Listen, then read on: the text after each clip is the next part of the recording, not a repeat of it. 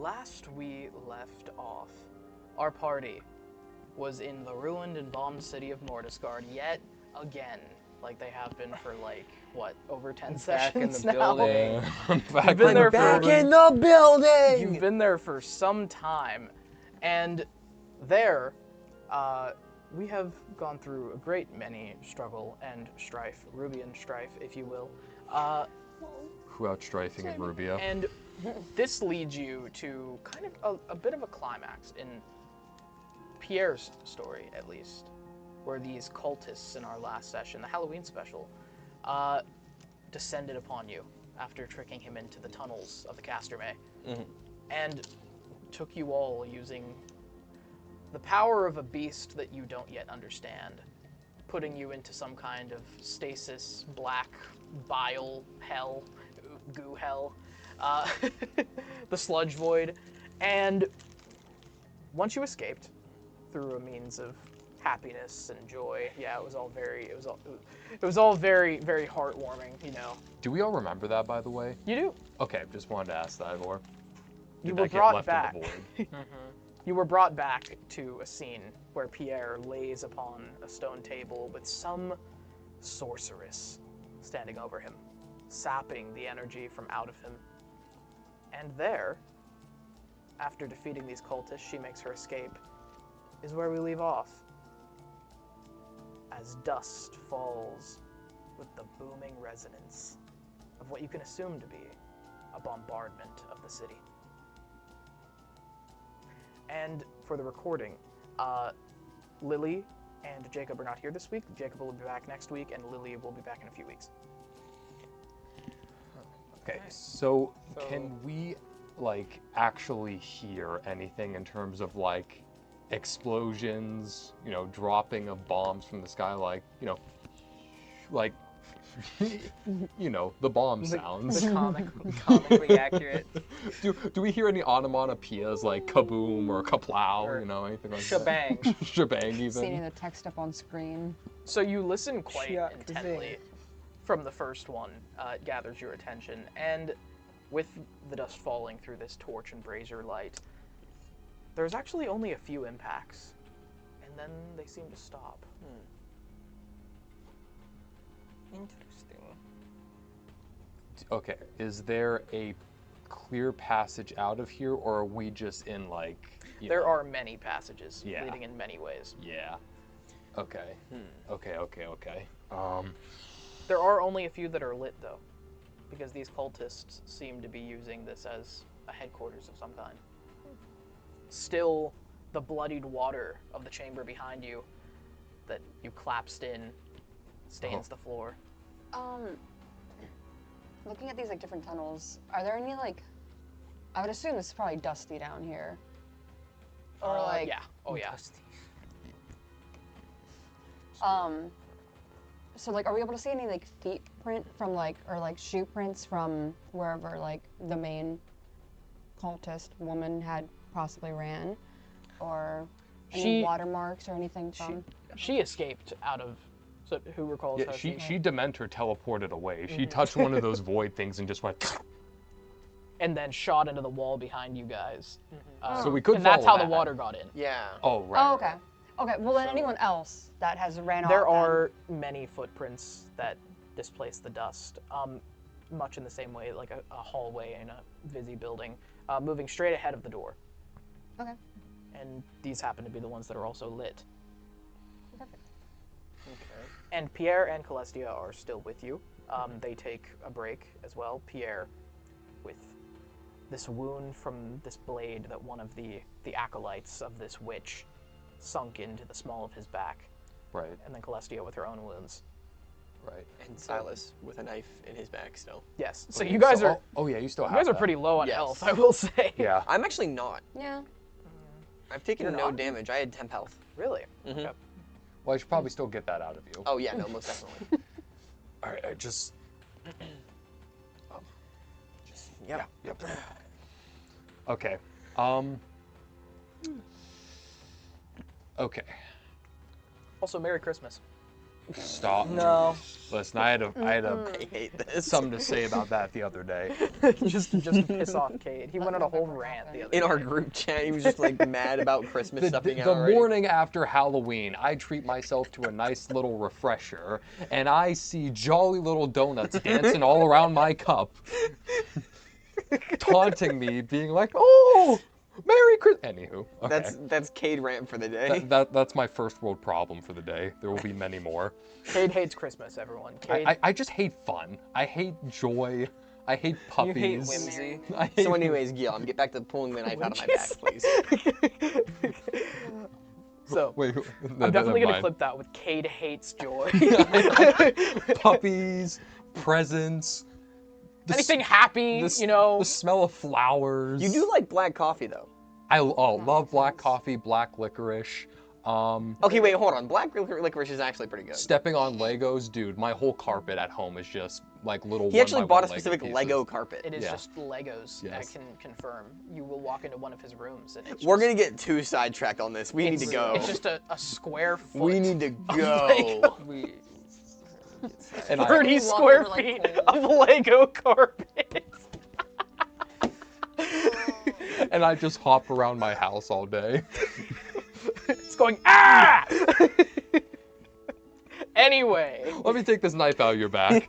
Okay, so do you guys remember what roleplay is, by the way? I'm getting into it. It always takes me a I second. know. It always takes a second. Okay, so examining this wound, I want to cast Cure Wound. On who? On me. Him? Okay. But the thing is, I always took it as if you try to cast Cure Wounds while a blade is in someone, it's just going to Go around. cure it over the blade, and it's going to continuously cut them. You can take it out. I Well, mean, I want to strategically remove it while curing the wound, so as it's exiting the wound, it's healing the parts that the blade is leaving. sorry, you can do that. Okay, so You no don't need to medical roll. roll. Okay. No, Alright, just roll for your healing. Okay. It doesn't matter. I don't gain health. I'm full. Okay. Well, What? well, this is just to remove the knife Yeah. then without him bleeding. Yeah, So you don't I- need to use the spell then. You can just.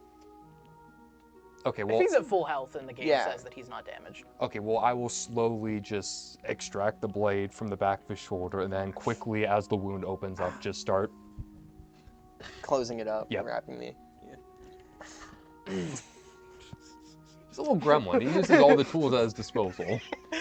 I'm sorry, that just reminds me of like the. All right, I need an arm length. All right, my arm or. So I wrap it up. Like, all right.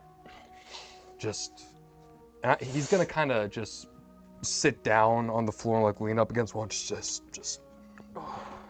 Give me a minute. And the dust has ceased, or it's still. Yeah, there's. In fact, as you guys moved a little further away from the door, there is a large open room to your right that is lit with no door. It's just like an arching like hallway entrance, and there are like several dozen beds with like partitions next to them. Like this was the place where the cultists would stay.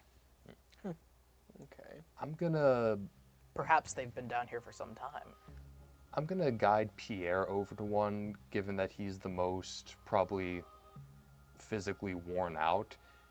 And as I, and I imagine he's not here, so he doesn't have a choice. He'll follow me.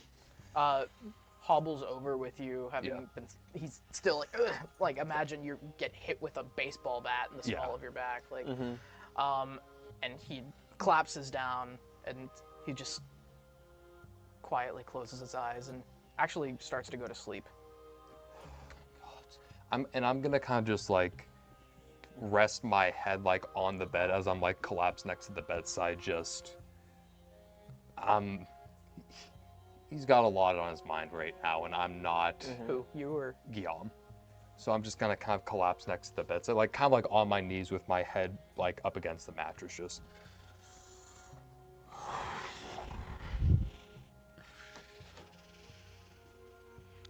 Oh God. and as you look up, Pierre is fast asleep. Yeah. Yeah. We'll probably get Quincy or Celestia over on the bed too. Is she in stable condition to move right now? Because there was a crack in her You sealed it up, didn't you? Yeah, but she was like leaking She's energy. relatively okay, but she still has those wounds Okay. in her shoulder and Yeah. in her like sternum. I also feel like what Silas did would be the equivalent of putting like Elmer's glue to fix like the bumper of a car. Well, actually, as you get her to a bed, and she is just kind of taking inventory of herself, you notice that as you survey her wounds, they actually begin to. This hexiform construct inside begins to almost grow back together. So can I watch that with my like lenses down and see Sure.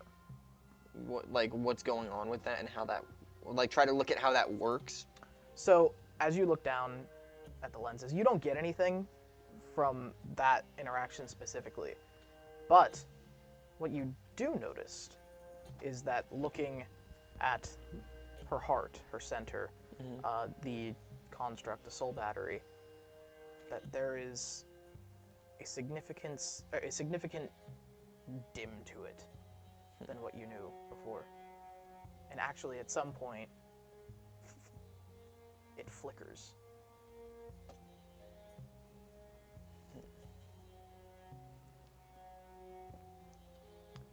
Interesting.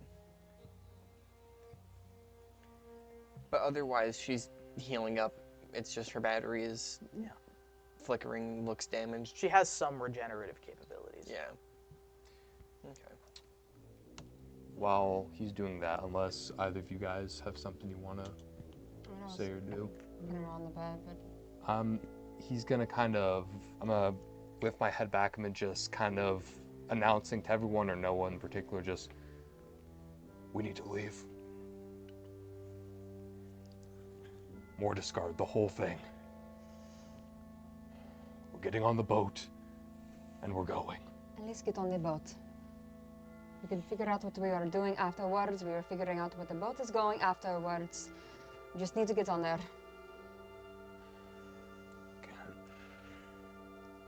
I'm not dying here. We are not dying here.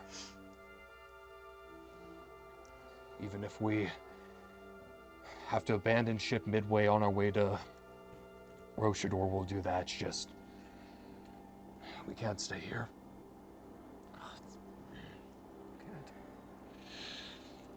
For once, I fucking agree with you. No interjections then, Silas? I've been on board for leaving this whole time. Good. Say, given that seems the threat down here is gone, we collect ourselves here, then first thing, we leave, we jump on that boat, and we're gone.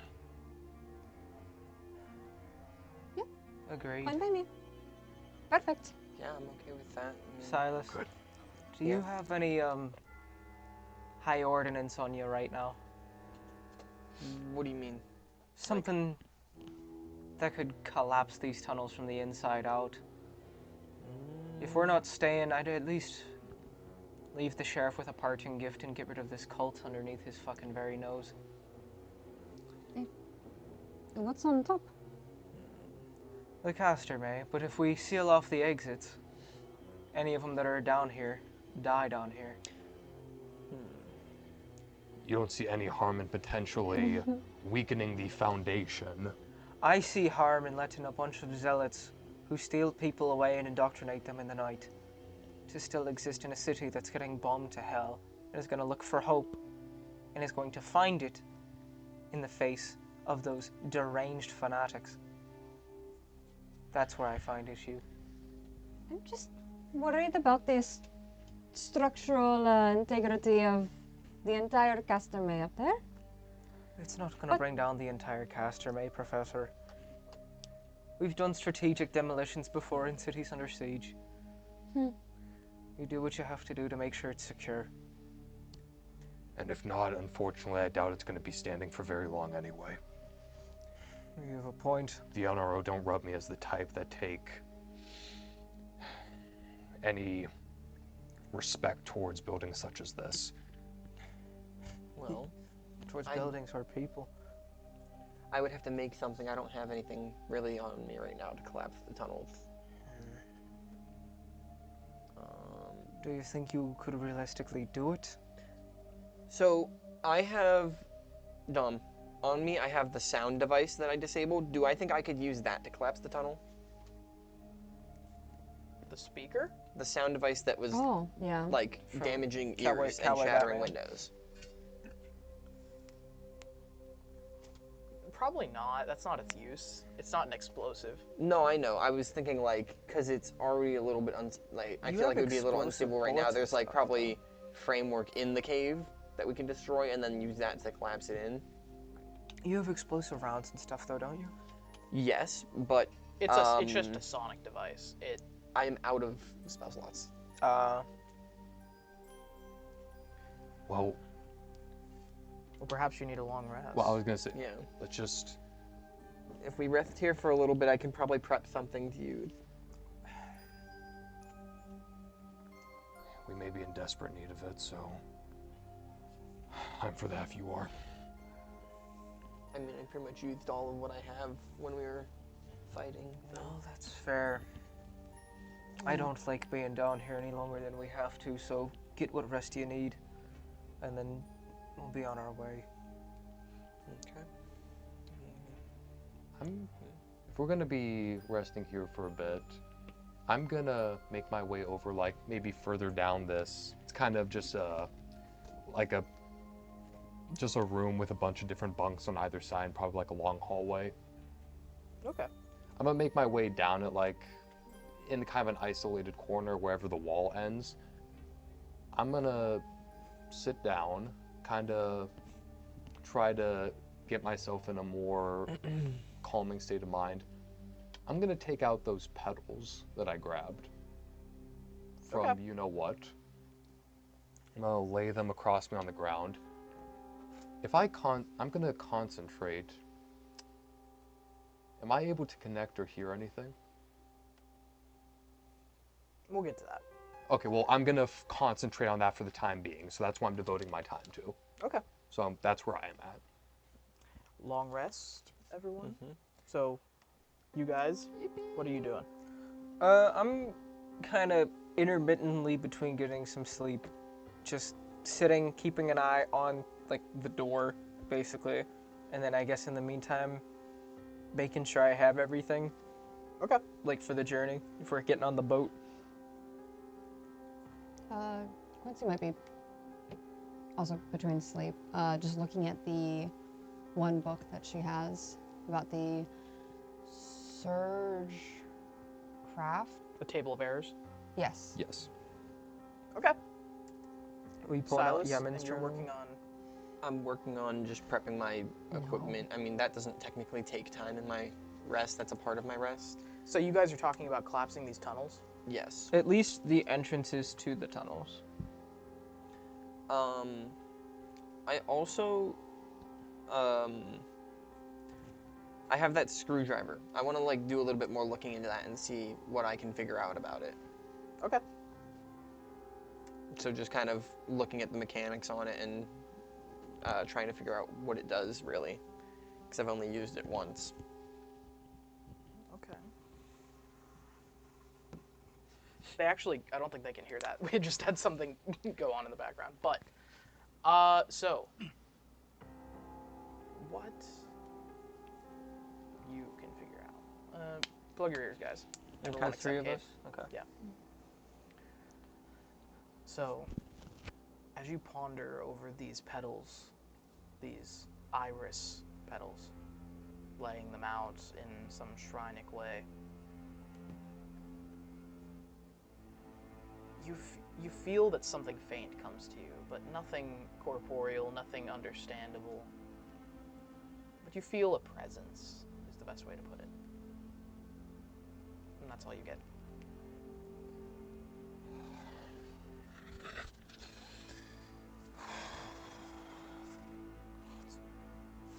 Just gonna snatch them up for the time being.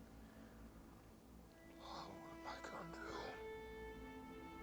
I gonna do? Unless you have anything else Nope, to tell that's me, it. I'm good if they need to. Okay, cool. Everyone except Kit. Plug your ears. So, Quincy, as you look through the table of errors once again, finding any details that you may have missed or things that you might not have gotten the first couple times, again, it reminds you of classes at the university in mathematics, and still you are not able to get anywhere specifically with this. However, what you do notice through this ponderous language, this calculated Rubian that it's written in, is that the words golden rock in the common tongue are used a lot. Okay. I don't know where my notes are at for In it. fact, they're capitalized, I should say.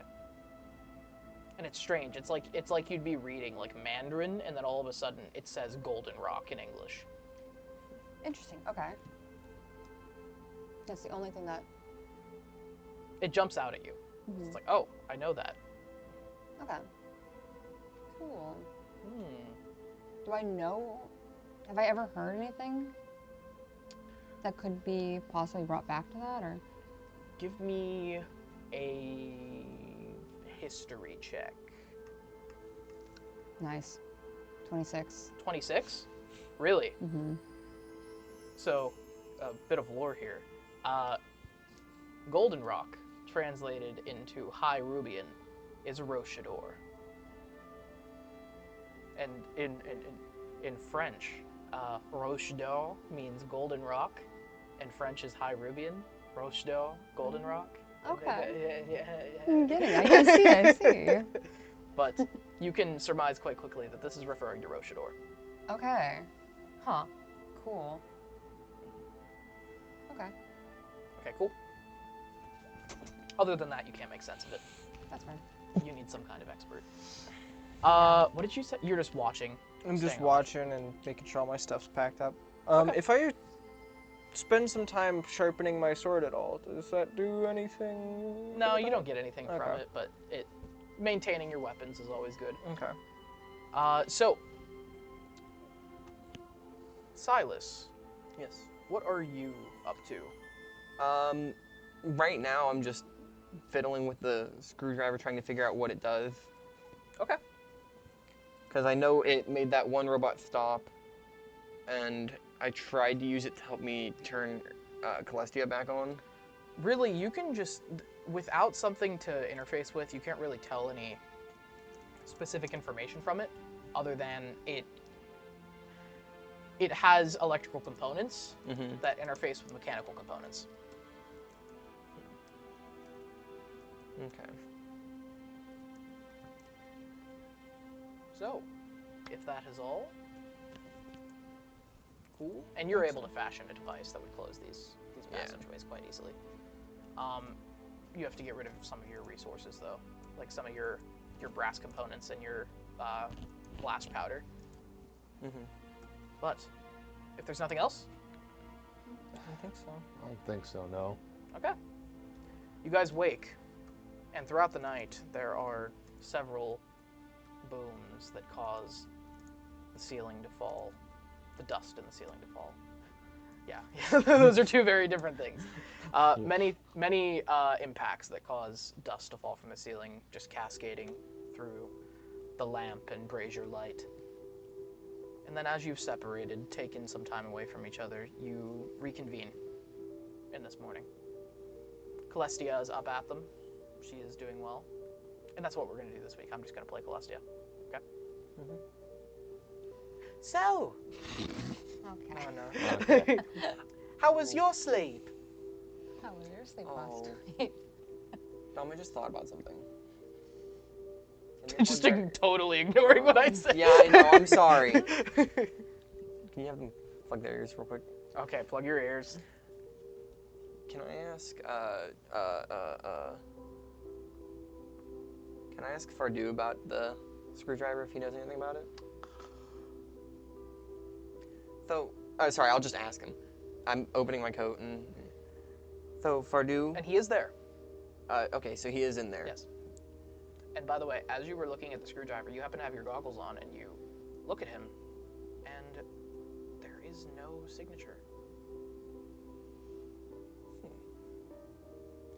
Ah, Master Science. Dot bag, Kania.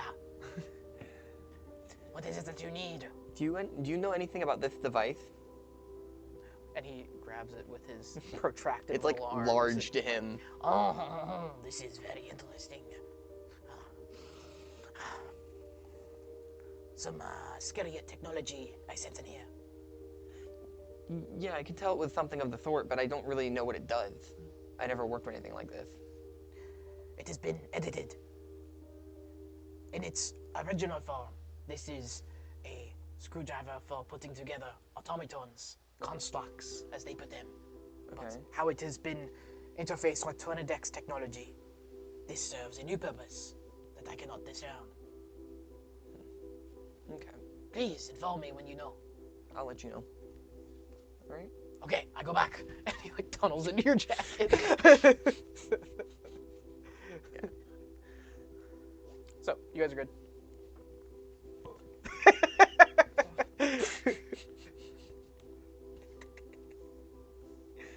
All right.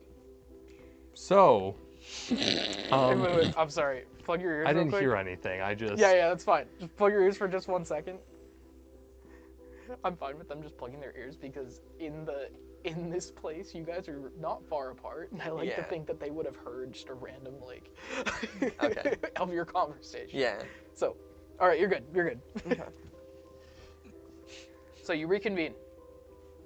Silas has a new device. I think I've made something that'll work for clapping the entrances at least, or parts of the tunnel. Good. At least something.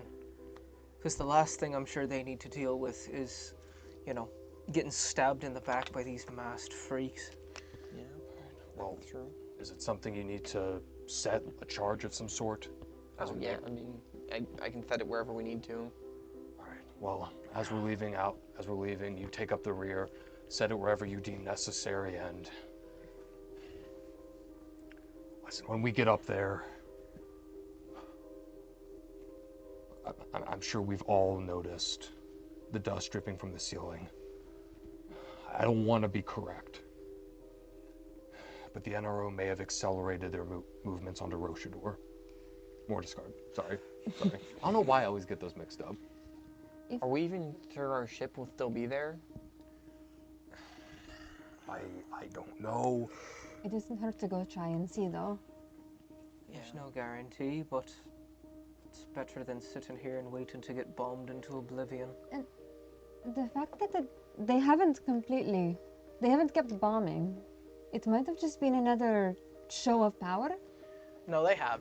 Is it Intermittently just like throughout the night. incremental? Yeah. Okay. But it hasn't been like, No. Like a siege. yeah. But it seems quite random, actually. Yeah, it hasn't been very consistent. I mean, they could not be laying a full siege right now and It's just likely trying to that- whittle people down. It's likely they're not. With urban warfare especially, and given the NRO's superior technology and how the crooner's quarter is quite confined, they'd be doing bombing runs on it. Then our best bet is we hope they didn't target any methods of transportation. We get out there, we make our way to the boat, we leave. My Simple as that. concern is the canal. If the canal were to somehow be caved in or damaged in some way, the boat's not fucking going anywhere. Well, if that's the case, we'll figure it out. Professor, I have a question. Are there any important texts that you think should be taken from the library before the city's gone? Silas, we don't have time. We already have potentially the most important text in the entire continent on us. What else could we possibly need? I mean, there probably are quite a few things to recover and keep safe. But we also do need to go very fast.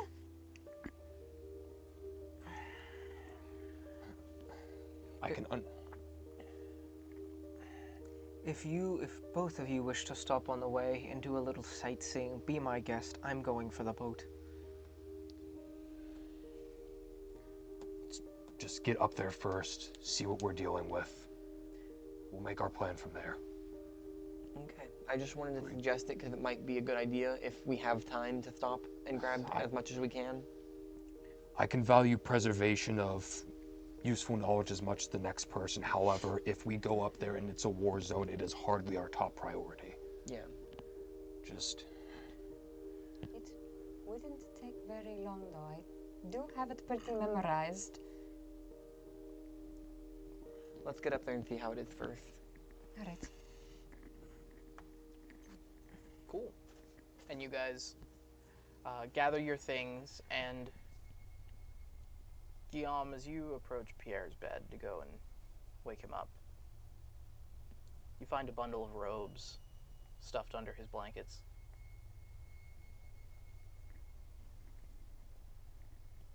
Like, were these blankets that... Just that were there. Okay. And you notice that his sword and his gear are gone. He did the 90s sitcom on you. Oh no. Wait. What? He made it look like someone was sleeping in his bed. Oh, And okay. he's not there yet. Sorry, I took it as he was... Okay. He got raptured. At night. Oh. And he's not there. No. And you throw them back further, and there is a piece of parchment that just says the words, "I have to handle something." Stupid! What? What's going on? He's gone. I kind of cast the whole blanket over so they see he's gone. Did he leave behind anything to say where he's going, or he just No, disappeared? He just left behind a note saying yes to two. Stupid, bullheaded. Well, I have two ideas where he might be. I don't think we have a choice of not going into the city now. The boy, he can handle himself, lest he gets kidnapped by another cult, but the odds of two of them being in the coroner's quarters not exactly high. Isn't he of high value? Not only that, did you not see what happened when the walls were flat? His abilities, he couldn't use them. They're gone. He already got himself in enough danger with those abilities. Now he's just as vulnerable as the rest of us.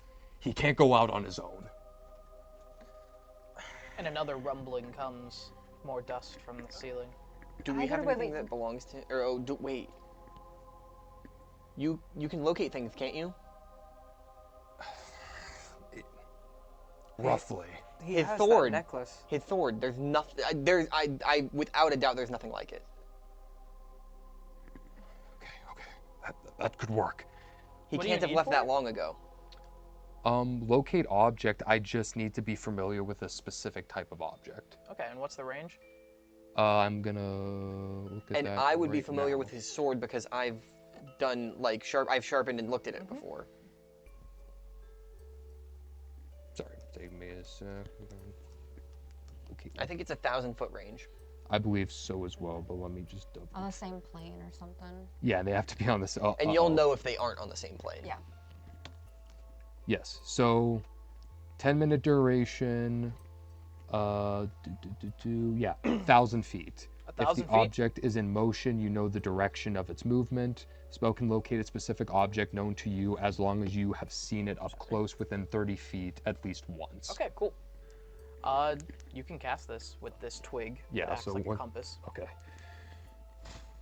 And what do I see? And it whips around and then points in the direction of where the braziers go, away from the door, away from the collapsed door where that antechamber was. Away from So it. basically the way out. Yes. Yeah. Okay, let's follow it. So And that we're- is when you also see heavy, more recent imprints in the dust that has been falling the whole night. That match his gait. The boy clearly went off to go do something. I mean, that much is certain, but the question is he going to go talk to somebody or try and take somebody's head? Another impact from the ceiling and the dust falls. He probably is trying to talk to somebody. My bets are on the caster ray. Maybe. Maybe. Chances are. I mean, that's where we were going to in the first place. Well, Yeah. then we need to go to the Castermay then. Simple as that. And keep Alright. this lasts for 10 minutes, so I'm going to keep it up for the entire duration in my one hand. Okay. As we're traveling. So, I think it's pretty simple. What? What caught your attention? I don't know if Oh, did our the air or someone bumped into it, but like that one string just started moving. Oh. Oh. I don't know. I didn't bump into it. Yeah. Anyways.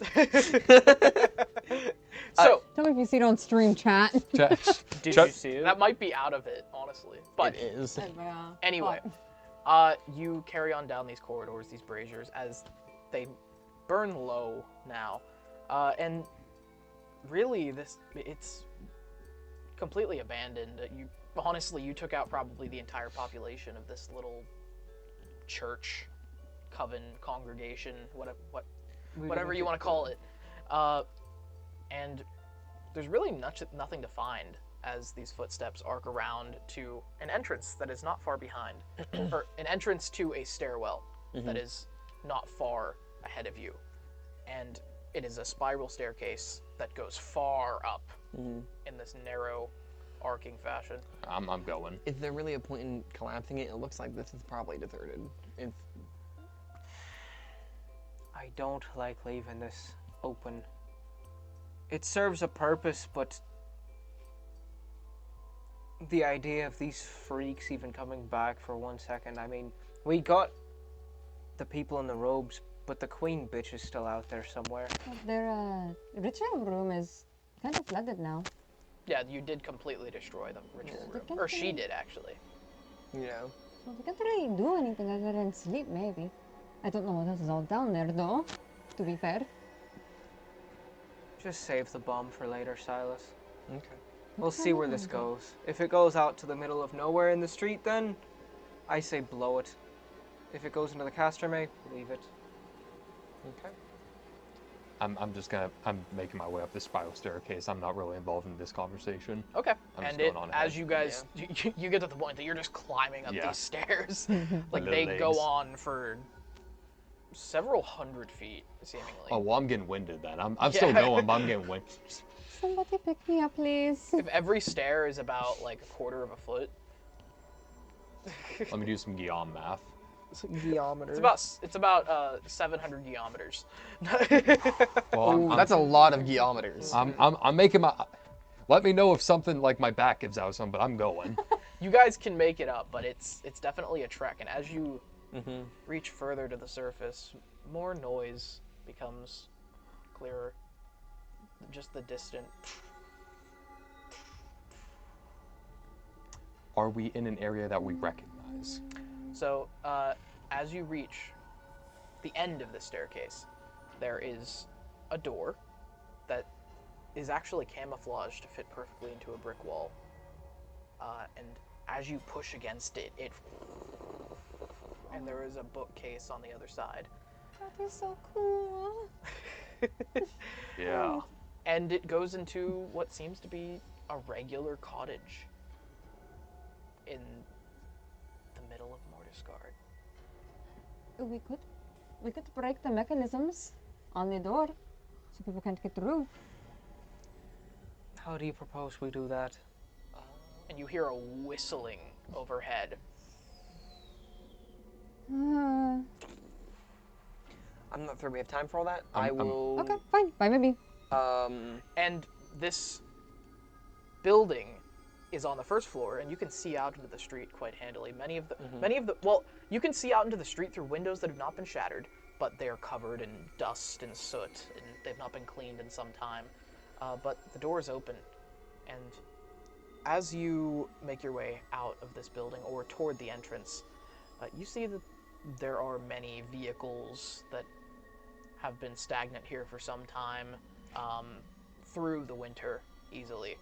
Many of those, like Model T-like cars that were common to Mortisgard, and that there is a eerie fog over the entire city.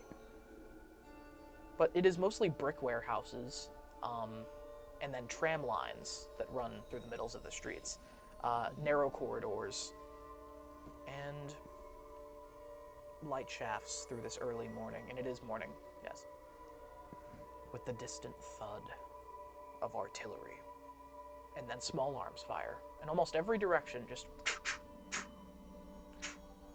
many, many small skirmishes happening in many directions, but you don't see a single soul.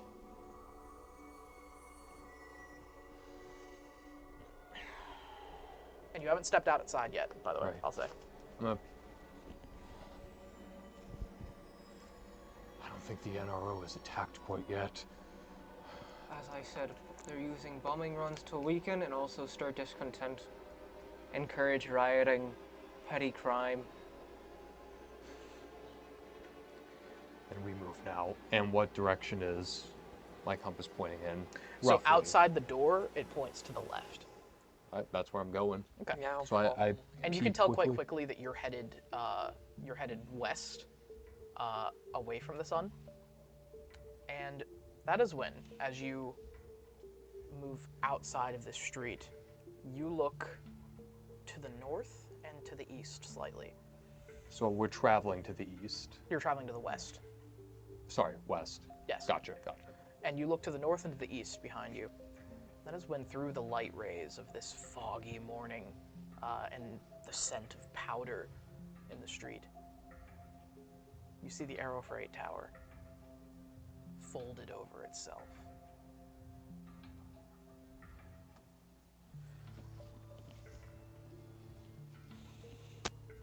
Which is And you can barely see like any detail of it, just the shape of its long spire just collapsed in. right. Yeah. No, I'm going. Yeah. I'm going. Let's- I don't think And- we even have time to even take that in. Yeah, really. I'm like going. we see it, but like I think I'm just moving. Okay. And that is when far ahead, within 1,000 feet, that's quite far, Yeah. you hear distant gunshots in the direction that you're running. I'm gonna kind of like flatten myself up against a wall and kind of try to peek around and see the general idea, like if it's around a corner, if it's right in front of me, because I know when It's quite far ahead of you. It's Okay. like off in the distance ahead of you, close enough to be worried about it, and then you hear shattering of window and yelling of men. We're going west towards the Arrow Freight, Away from it. away from the Arrow. You guys are actually south of the Arrow Freight. Oh, really? We're that far down. Yes. Okay. Okay, so we're south of the Arrow Freight. We're going west. You're away heading from it. west and somewhat further south, Then we're going further away from the Yellen Breach. maybe. The Arrow Freight was quite far east. Well, okay, let me do a thing real quick. Would I have realistically had a map at some point of the city? Something you would have sketched up, sure. Okay, because I also do have cartographer's tools. That's why I'm asking. So Yeah, okay, we could say you have one. from that, go like, just, wait a second, and then pull out.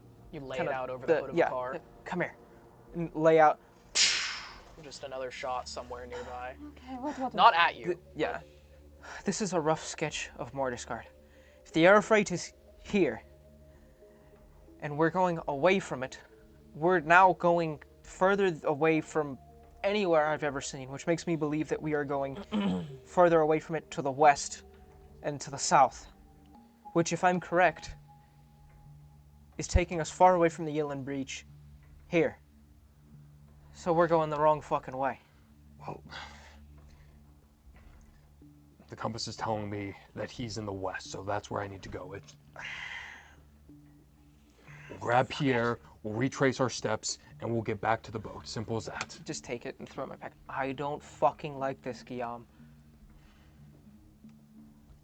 The boy can take care of himself. Not in this. Not Yes, without his he powers. fucking can. He's strong. And how many times have we had to bail him out from death? Huh? How far would he have made it without us? He would have lived. He would have died in the snow with the rest of his comrades if it wasn't for me. I'm not discussing this. Havrun, we're going. Oh, go. Let's go rescue the wee young lad who definitely can't cleave a man in twain with his fucking sword. But we still can't leave anyone here.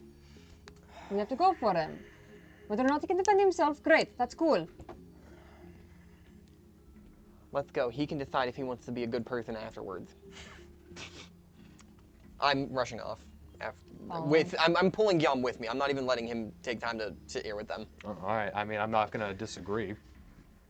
So, you follow after this compass, and it begins to move more to your left. So pointing, what was straightforward is now drifting this way slightly, and then quite severely.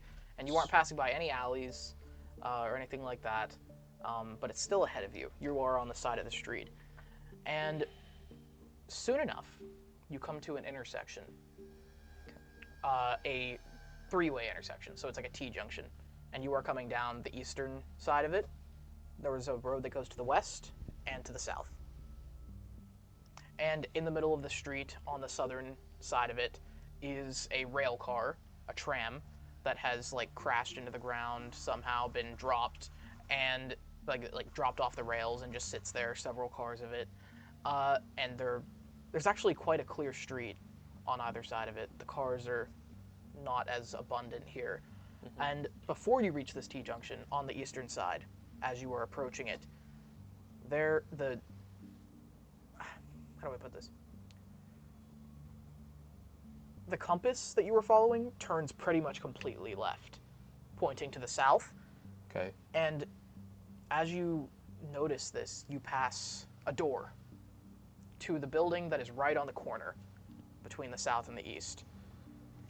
And you step on a piece of glass that has been freshly shattered, and you smell powder and iron in the air.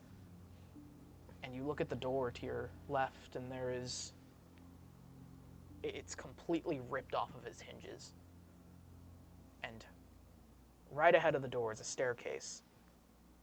And in the middle of it, head down, feet up, is a dead Persiator soldier.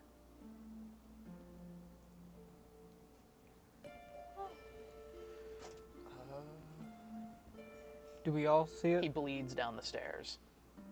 We all see it? Yeah. And it's fresh. You can smell it. I'm gonna kind of start, while keeping an eye out around, start walking towards. I'm gonna check, just see if there's inside the building? Yeah, to check if there's markings on his uniform or anything. See if he's with the airborne infantry, which I would assume, or something. But so from the markings, you can tell he's from the infantry. Mm-hmm. A private, cannon fodder. But he does not wear plate. Does not wear plate? No. Does he have any other armor other than rags? Or? No, he's wearing almost a World War I outfit. Yeah. What? Silas, be at the ready. We're close. And as you look up these stairs to the right, on the top of it, you can see that there's a line of bullet holes from some room on the right side on the second floor.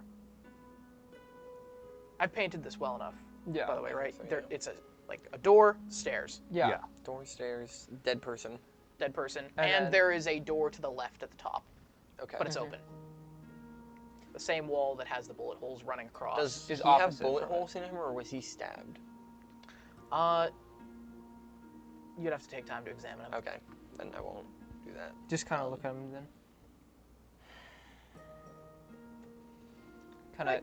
You can see from I was gonna ask because he's looking at the uniform and everything. you can see from the puncture Yeah. in his back that it was a broad blade, Okay. right through the center. Okay. So, see that? Kind of throw him down. Just, nothing but a private.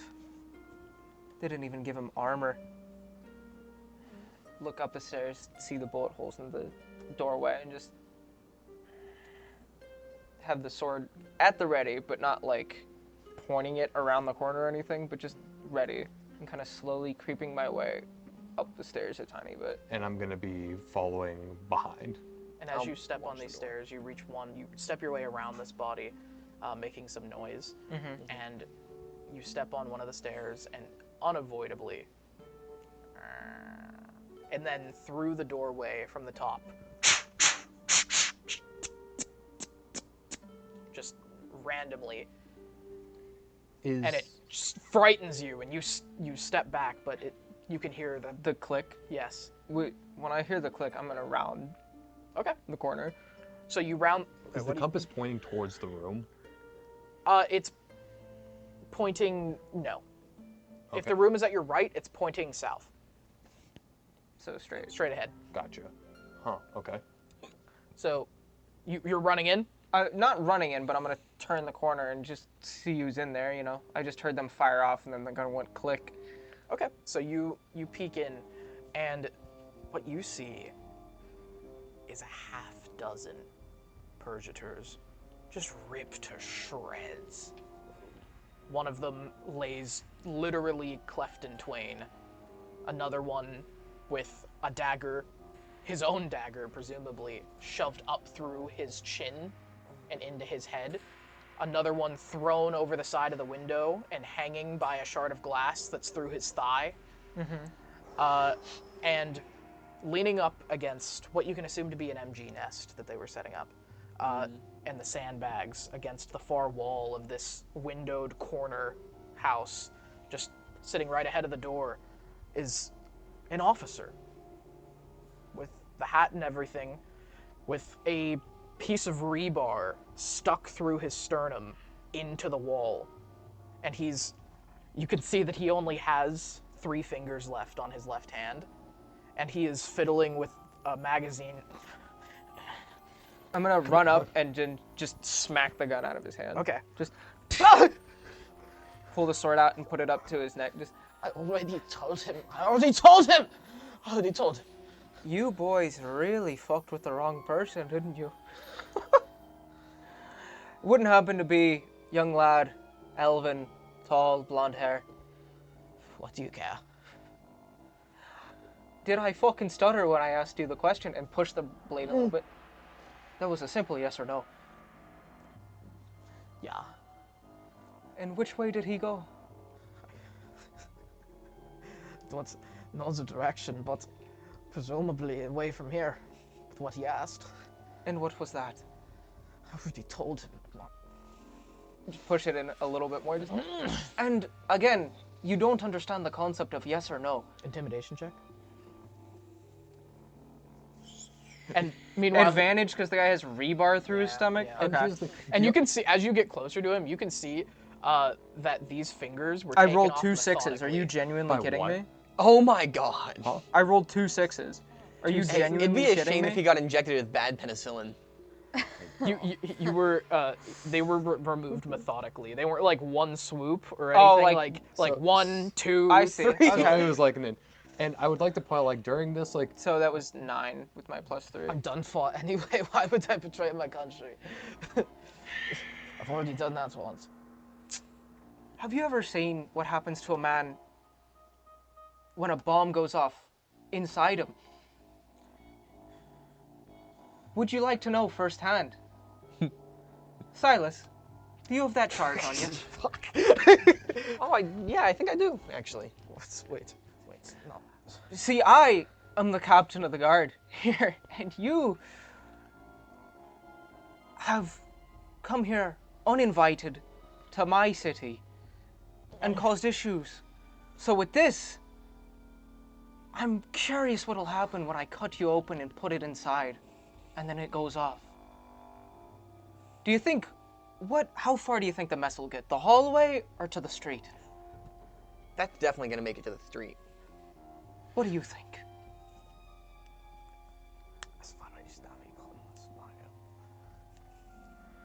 I'm afraid my Rhonish is a bit rusty. Come on, you southern heathen. Speak it in the common. He asked about Merrill. What about Mara? He's here. He's gonna try to kill him. no, Where? Perhaps if I could get some guarantees. He went to Battery 27. And where is Battery 27? Have a map? It's the south. You wouldn't happen to have a mobile A mile outside the city. mile outside the city? Do you think that they send important people up here? No, I'm sure they don't. Just one last question. Please. One last question. Do you happen to have a data center or something nearby? Everyone, we need to get out of here before he gets data out of center. range. A data center. We don't even have toilets. We're digging latrines. And hoping that the Mords can smell it from there. Fitting. I'm tired of them. Leave him here. And that is Go. when you hear just a subtle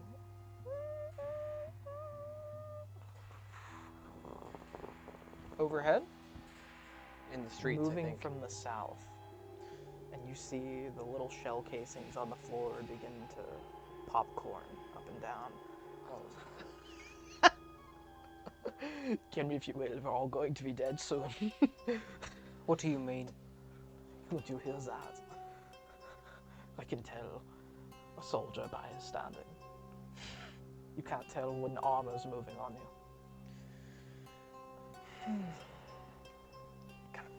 And it slowly just creeps upward. We Would need you to go? move. Yep. But first, and then just swipe at his neck with the sword. Like, Okay. as I'm not even looking at him, just... And you're a little off balance from the room, and you Yeah. you cleave like from his neck just up his face, Oh. and like whip his hat off of his head.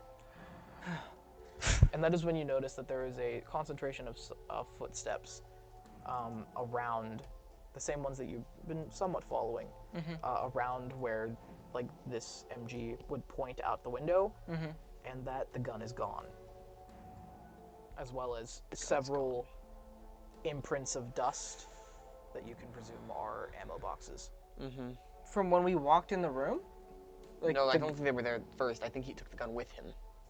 Oh, Yeah, oh, they were I gone see. They were gone in the first I place. thought you meant that I- it was gone after we got... I was like, how the fuck?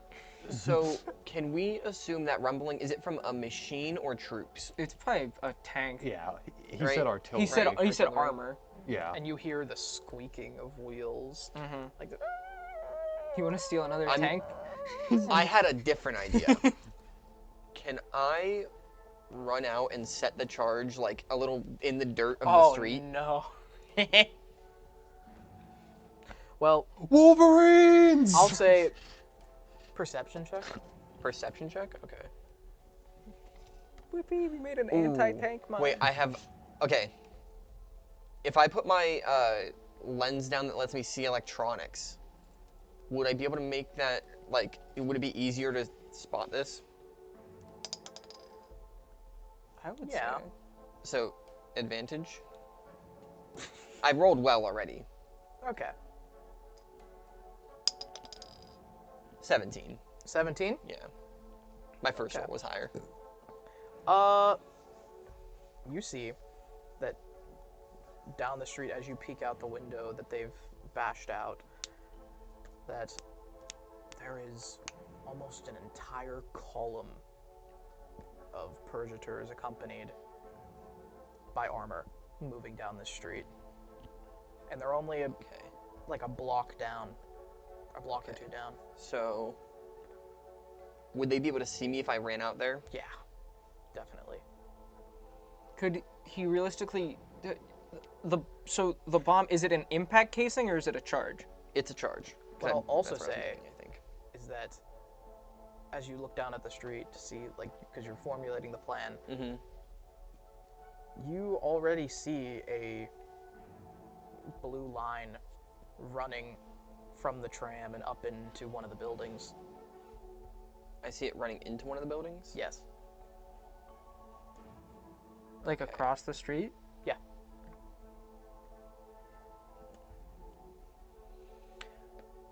All right. And the rumbling continues to grow.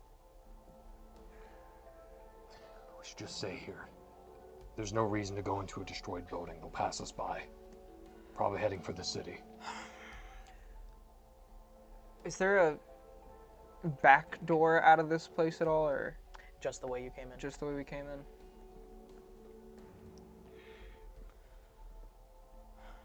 That being said, And you hear the clapping of boots. stay low, Silas. Keep that thing ready. If they come in this building, I'm gonna take the body from the staircase Okay. and put the bomb in its clothing and throw it out the door. Okay. Give me a intelligence check to see how well you made this thing. No, don't worry about it. Okay. So you're just taking his clothes? Well, I'm taking him and putting him out on the street with the bomb in his inside clothes. his clothes. Okay. Give me a dexterity check. Just flat decks. Yeah. Okay. 17. 17? Yeah. Okay. Yeah, you're able to do it fast enough. Okay. And you just throw him out into the middle of the street. And then I'm gonna wait on the staircase, watching with the thing part for the charge. I should add that this tram line runs down like the center of the street, the southern street, and there's like 3 cars. Oh. One of them has been like totally toppled over on the other side, and there's like a way through very skinnily on your side of the street. Do I think I could make them explode with The tram cars. yeah, the tram cars? There wouldn't really be anything to explode. No, like, they nothing don't really. have They're like fuel or electronic, I anything. guess. Yeah. Okay. All right, so I'm just waiting on the staircase then. Okay.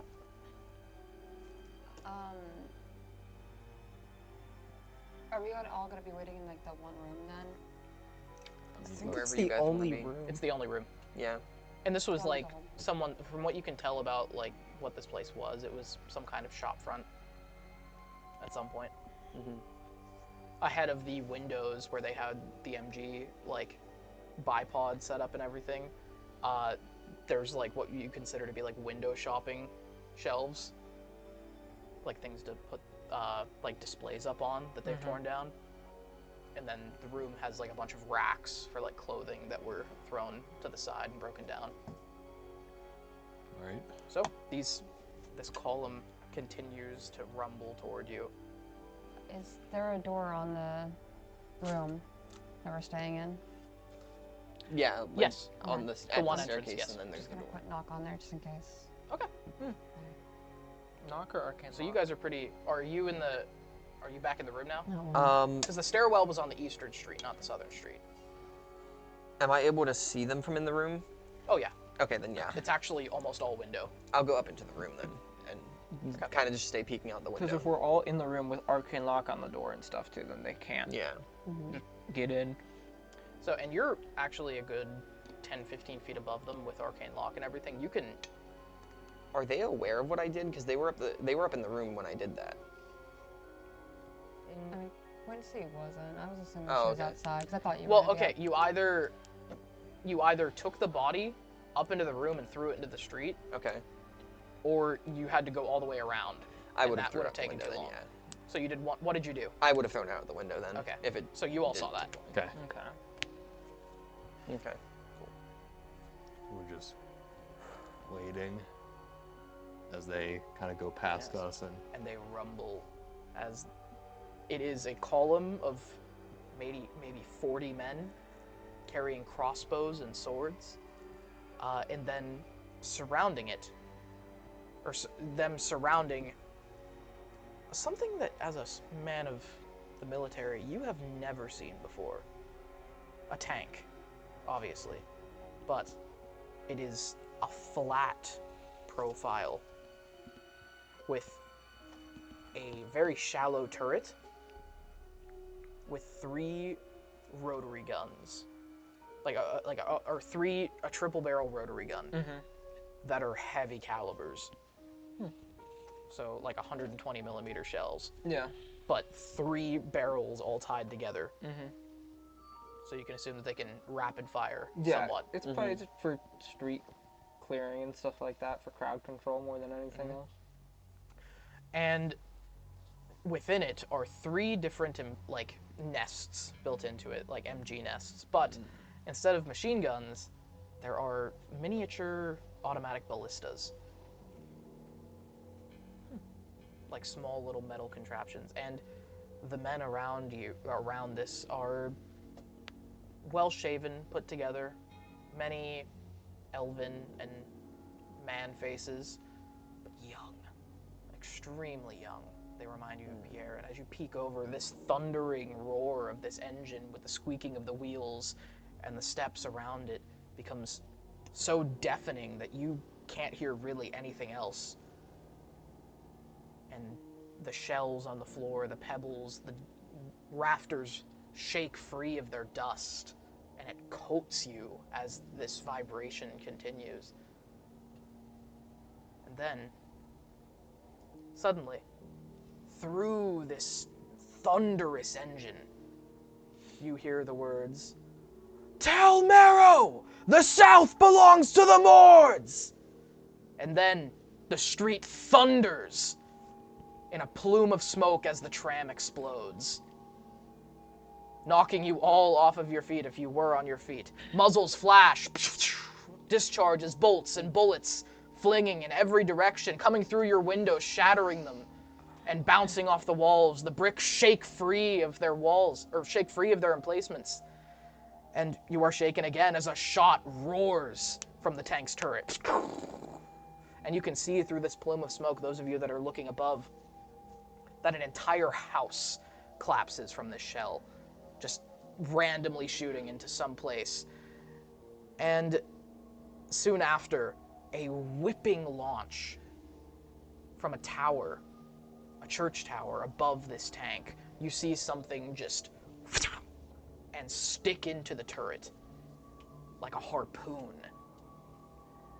And it takes the barrel of this large mechanical beast, and it struggles with it amid the intermittent firing as the fighting now dissipates.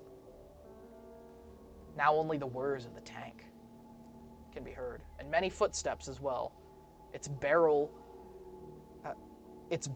are hoisted upward as the dust dissipates by a harpoon and a winch. Basically, from a tower, or a church bell tower, somebody had fired a large metal rod that just stuck its way into the barrels, and they are pulling the barrel upward into the sky. And in this tank, the ballista emplacements, just dead men, bullets through the head. And basically, you see 50 dead Persiators, 40 dead Persiators, however many there are, in the wake of this bombing. And you can assume that your device went off as well. Yeah. And from the alleys and buildings around it, it is a narrow way. Trenchcoat-clad partisans swarm the street, dozens of them, exchanging their machine guns for knives and hooks.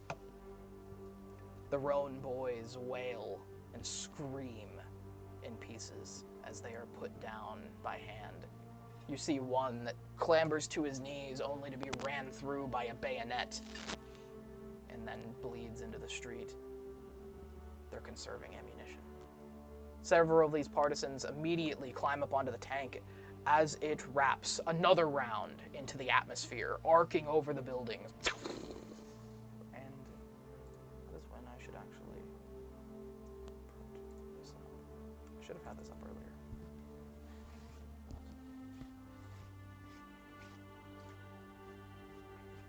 Yeah, that tracks. And this is Mortiscard at the moment. So, Are people jumping in the canal? That comes later. Oh yeah, it's not quite in flames yet. No. these partisans that have climbed up on the tank, one of them puts down a welder's hood and begins working on cutting into it. And they cut through the steel as another team of partisans emerge from one of the furthest alleys on the northern end of this T-junction. And they are jogging through, and from within them, a voice orders amid the mechanical whirs. "Cut off that antenna! Hurry yourselves, we have 3 minutes before the barrage. Gather weapons and ammo! And it is Hercule. As soon as I see that, kind of just yell, Hercule! And he takes his rifle off of his back, and he is in this long coat, belted together, and he wears one of the crooner's hats that he's exchanged from his 10-gallon. Yeah. And he just looks around. He actually doesn't know where it came Well, from. where's he at in front of us? Like he's on the tank? He's like in the middle of the T-junction, actually. And the tank is ahead of him. So we're kind of back a little bit from him? Yeah. Just back here, you fucking oaf. And he looks up and just like double takes. And then like kind of falters, his rifle falling. And he whistles and like points at the building and like says something to his like personal team, and they start running up the stairs. Does it seem like they're being aggressive, or are they just coming to us? They're being swift. Okay.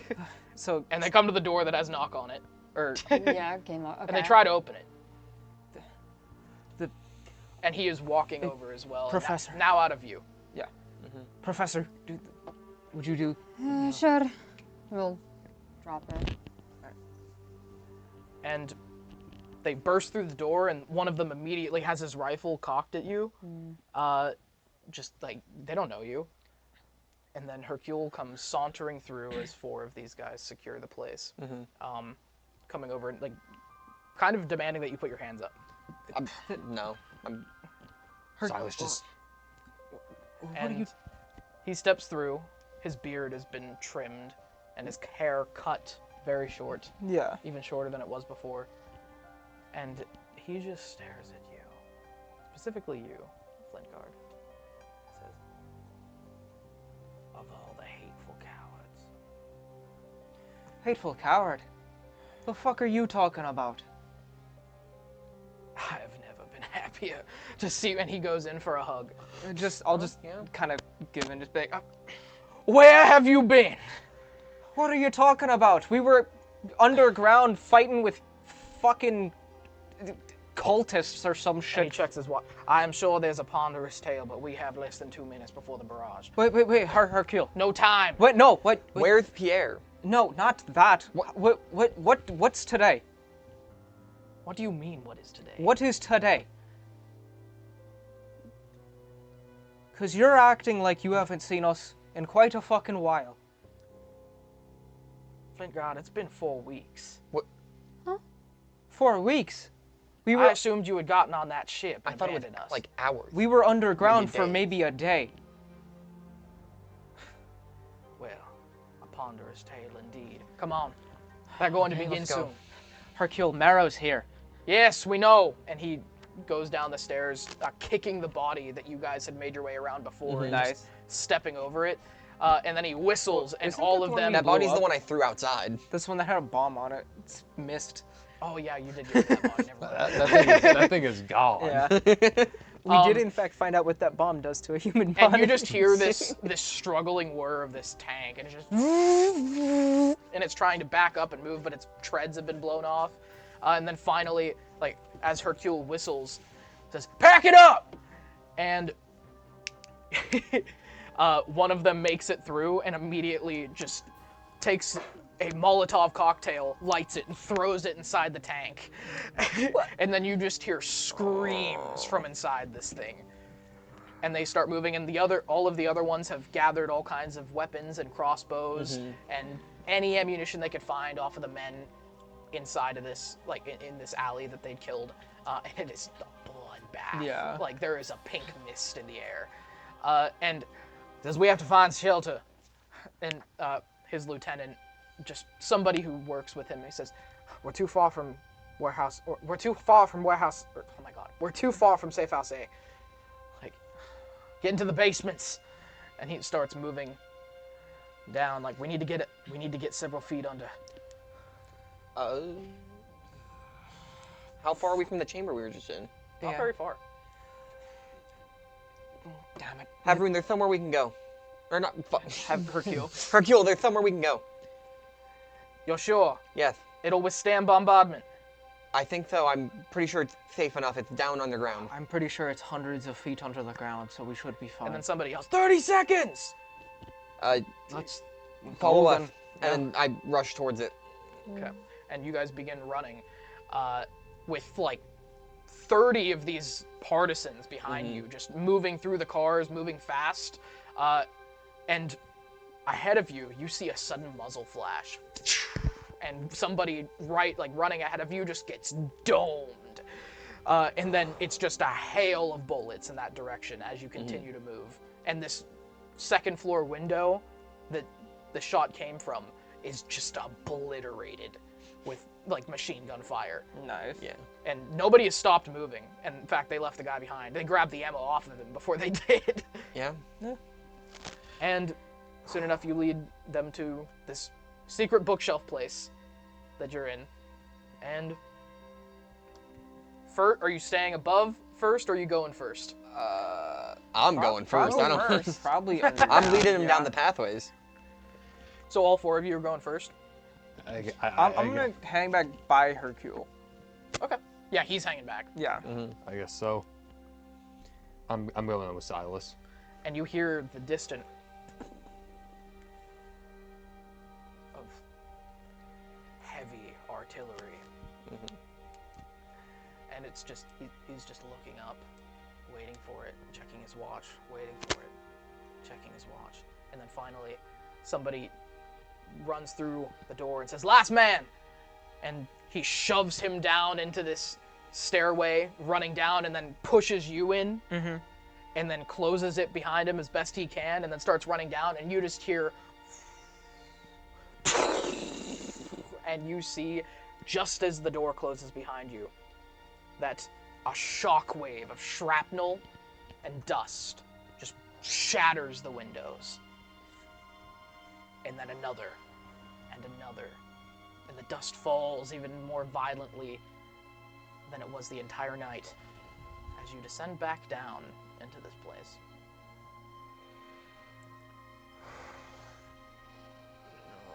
So, am I on the stairs with Hercule still, coming downstairs? Running down. Okay. And he said, "What is this place?" Yeah, this is where we were for apparently 4 fucking weeks. And they're moving down, and the ones that are at the front, you see that these guys are clearing the rooms, seeing what's what. And then as Hercule gets down, he's looking in, and then he finds the bunks, and he says, "Where the hell has this been?" It was under the fucking Castermay, apparently. The Castermay. Yes, That's to the north. I know that.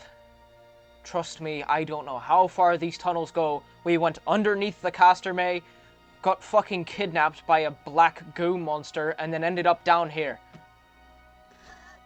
Sorry. Yeah, I wouldn't believe me either.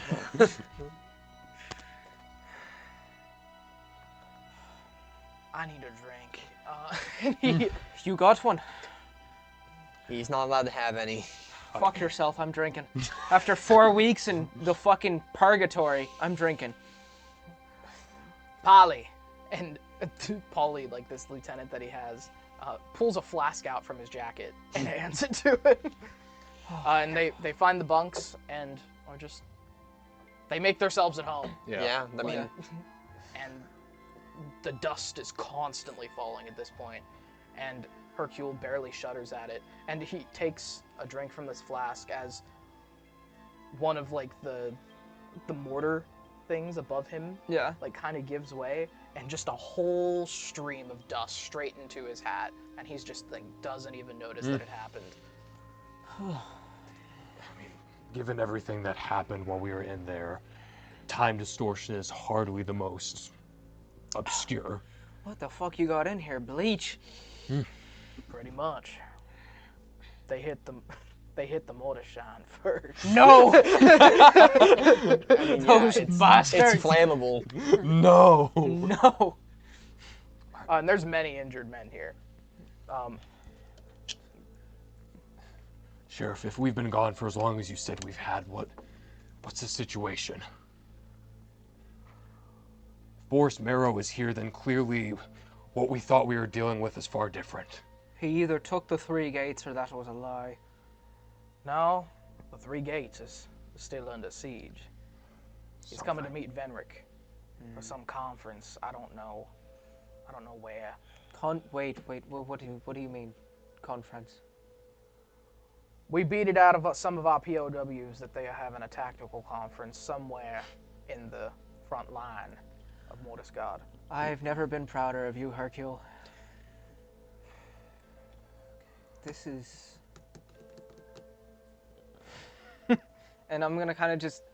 Haroon's gonna kind of go, and just kind of walk away and like start like talking to himself about strategy and stuff. And Hercule just says,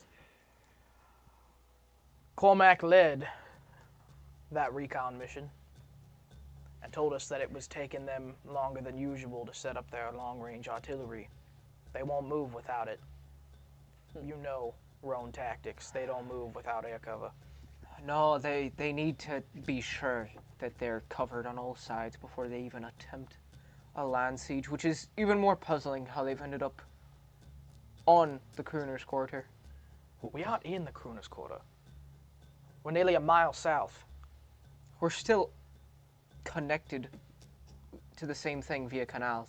Or not via, you know what I mean, cut off. You're actually south of the South Canal now.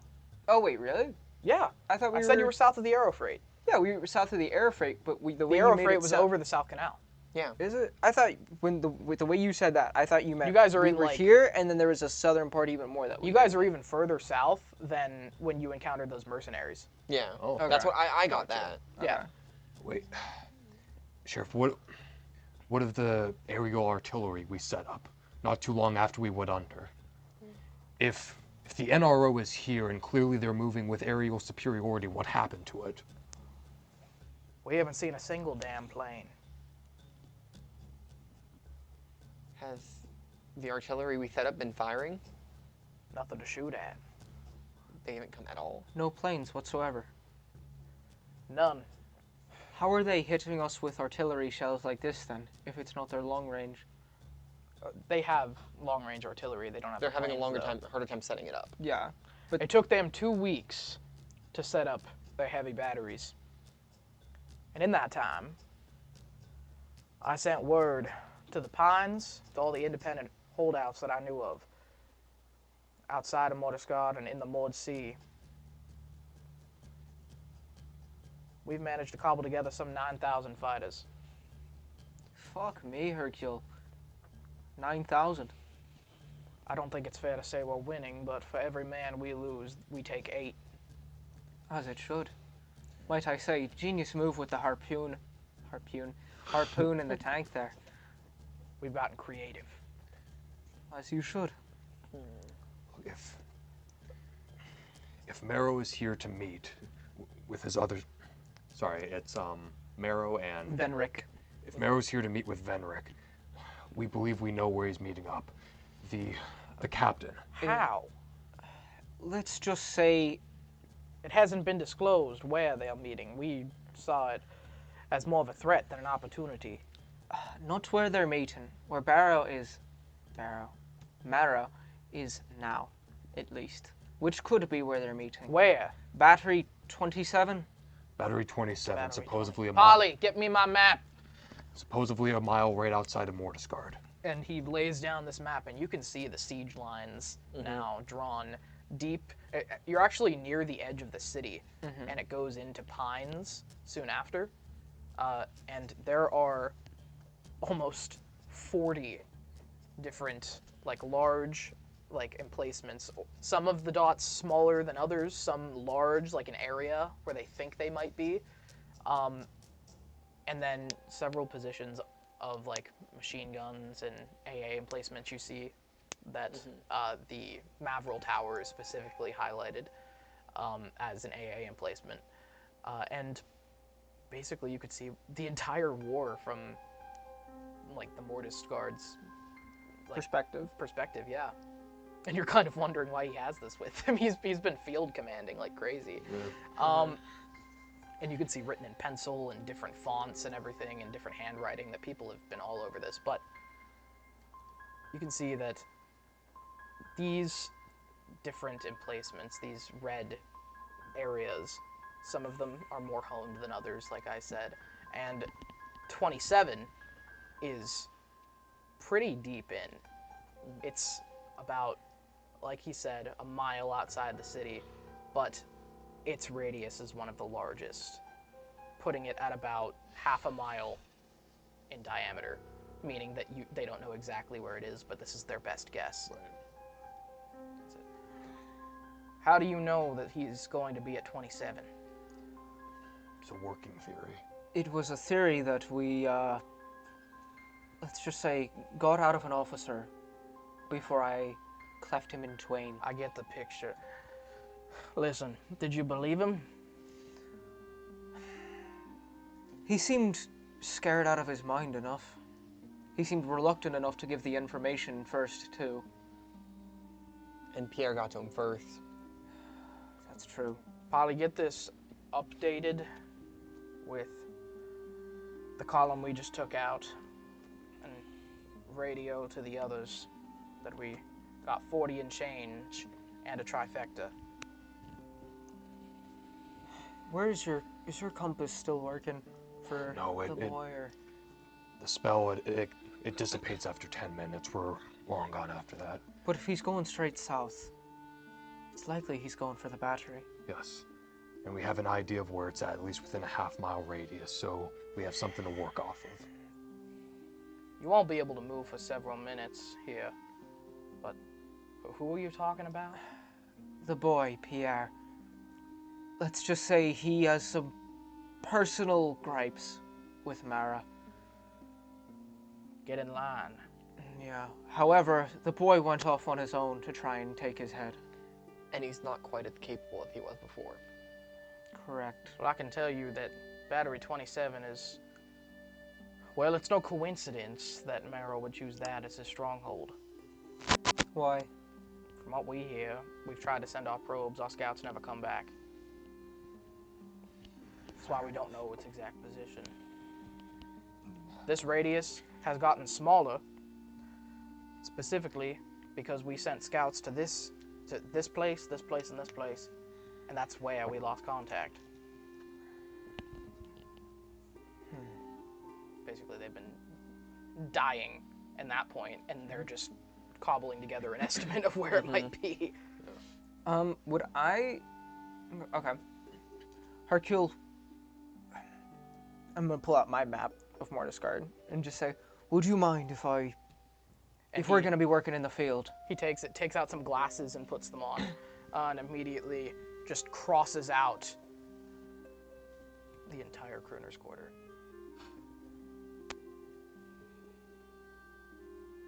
And then starts working on lines, like with a red, like basically a crayon, like drawing out like different places, What? lines. And then he looks up and looks back down and sees your face fixated on it. Immediately. How'd they do it? Same thing that they're doing to us now. Shell after shell. Have the bleached been any issue? Or are they No, still they're in the relegated to the north? We aren't worried about them, but we did lose a good many men securing the Combine arsenal. He continues marking positions, and then where 27 is, he wrote just a large 27 with a circle and says, "That's the best I can do." Alright. You're going outside the city if you'll determine on that, and I don't have to tell you. We could surely use your head around here, your skills, a lot of you. I understand what you're doing, though. If we were somehow able to take out both Venric and Mara at the same time, as far-fetched as it is, I think that the best case would be catching up to this boy and stopping him, because I don't have to tell you that if either one of their heads ends up on a spike, they will bring the wrath of Rogue upon us, if they haven't already.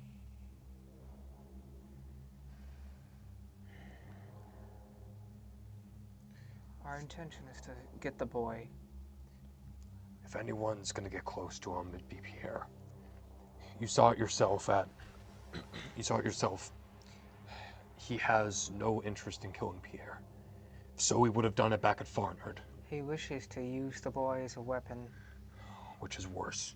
and But that's why well- he needs to be gone. Mara, Venric, all their likes, all their ilk, the same people like Puppet that they sent in to set off that bomb in the clock tower, their ilk are one and the same. That is why I'm so concerned with going after the head of the serpent, because the head of the serpent is the fucking devil himself. But you're right. Our priority is getting Pierre and using him to get close to Mara. our priority is to get Pierre and get him out of here.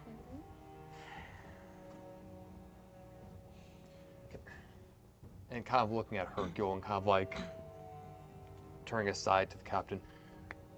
Captain, we all agreed. We have no interest in staying here. We grab the boy, we That leave. was until I learned that Mara was here. And you think you won't get anywhere close to him even with Pierre? If you don't get it, Guillaume. You don't. This is one of He is not just an enemy commander on the opposite side of the war. He knows things. He knows things probably about the reason that they shot me out of that fucking sky. And I will have fucking answers about it. I want to know who gave the order. Do you understand me? So I can look them in the eye while I drain every drop from their fucking body. That is my priority now. Hercule, do you have any men in the area at least that we could rendezvous with before we go into the Lion's Den? I marked it on your map. Declan's got his contingent up there. Some Alright. 15 fighters, specialists. Most of them from his old outfit. He's our furthest south, Okay. right on your way. I suggest you stop there. That's good to know.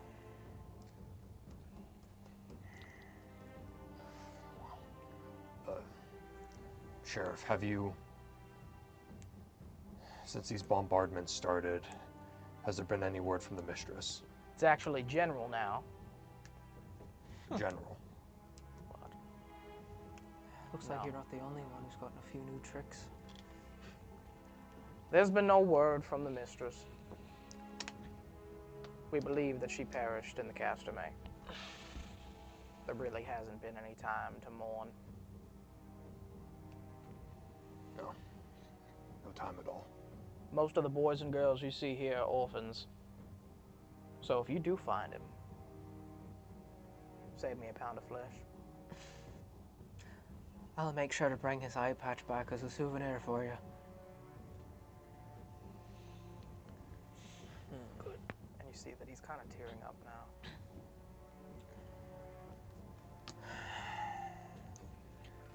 And you notice now that the bombardment has subsided.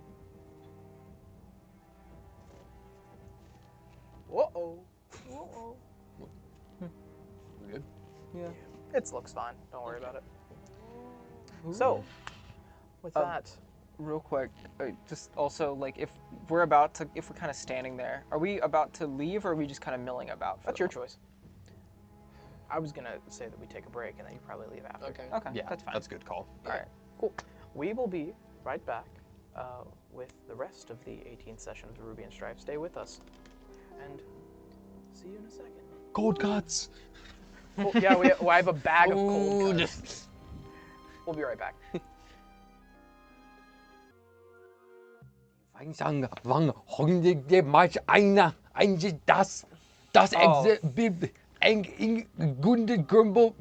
Goon? Hello and welcome back to the Ruby and Strife.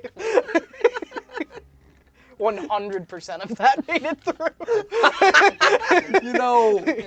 A 3-2-1 live would be appreciated in the future. So, Do they even see the text on that photo? no, here, we'll go there now. Yes, they can, actually. If there is any saving to what I just did. You can't read it on the screen.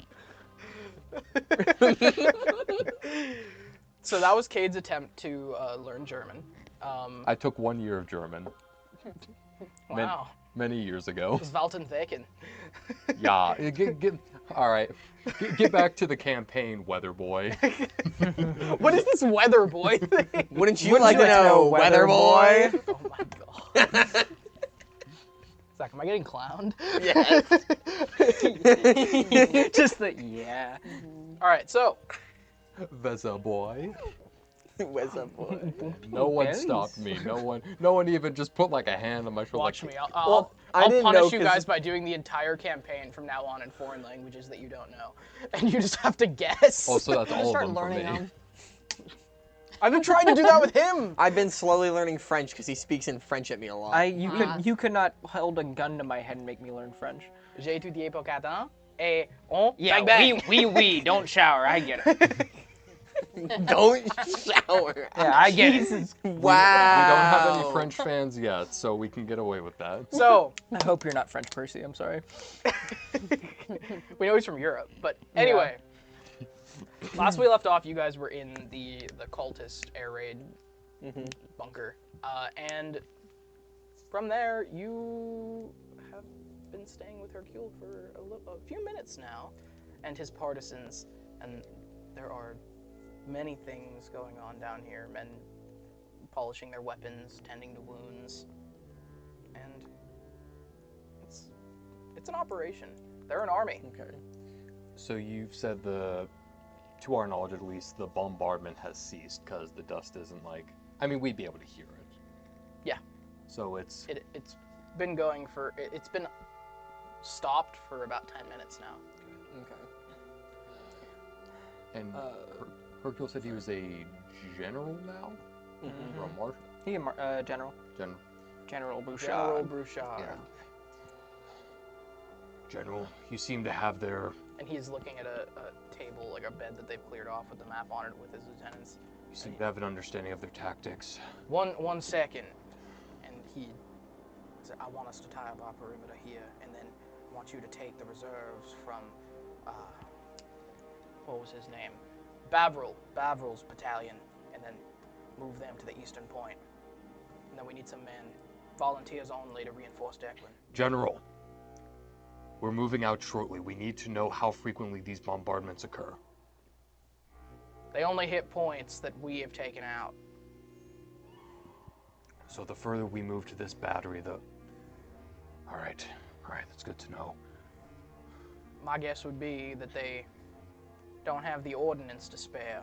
So, when we hit a patrol, one of those probes that you saw, they radio back their position, and then they clean up the scraps, what we leave behind. All right, so... We haven't faced much man-to-man fighting. About how long does it take after they send message back? 3 minutes. If that. Fair. It won't be an issue. As long as we avoid patrols, keep up our pace, the closer we get to that battery, the more it depletes the likelihood of us getting caught in the crossfire.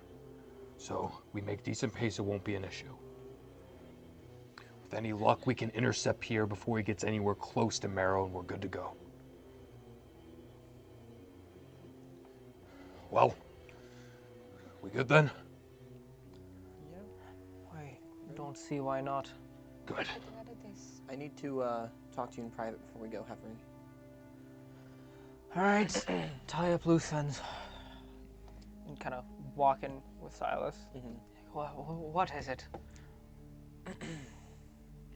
No one else is around, right? I'm just looking to make sure. Like, are we? You Did want we? them to leave? Yeah. Like, did we go somewhere? Well, like I or- think we would go off into the corridor where like no one else. I mean, do you want them to leave? Just plug your ears. Yeah, right, it's not. It's big a lot of deal. hassle to get Yeah, them. it's a hassle to get them off the table Okay. and everything. What do you want? So, Haveroon, how much do you know? What are you talking about? Don't play games. I'm not playing games. Be specific, Silas. About me. Why? What are you worried I'm going to tell somebody something they shouldn't know? I need to cover my bases and make sure I'm covered, and there's no way of that getting out. I know you're not who you say you are. If you'd like, I can pull Theo out of my pocket right now and ask him. Do you know who I am? No, I don't. Would you like to enlighten me then?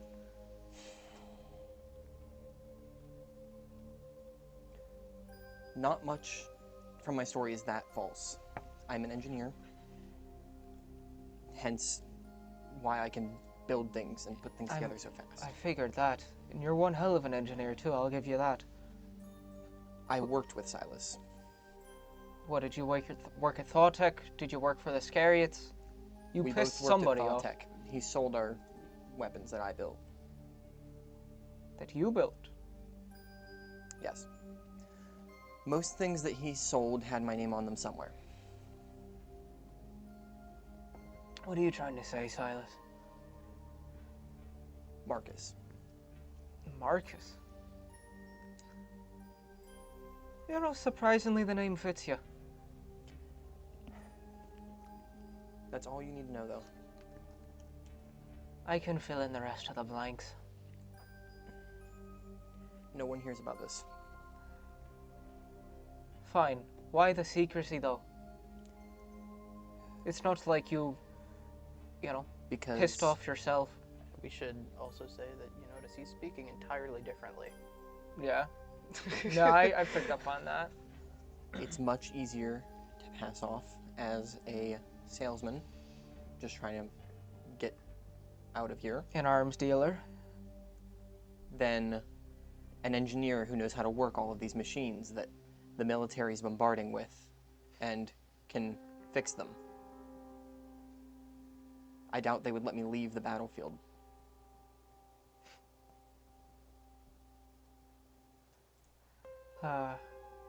Marcus. You're fucking clever. I'll give you that.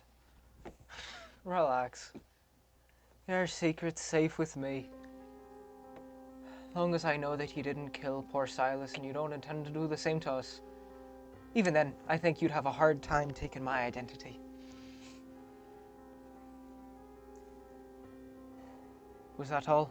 Yep, that's all I have to say.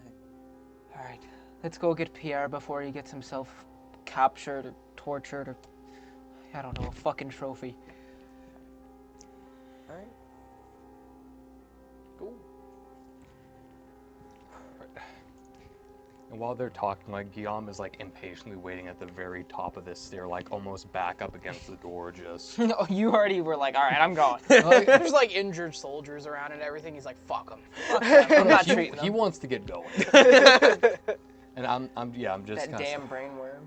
And as you guys coalesce again, Don't talk about Lilli.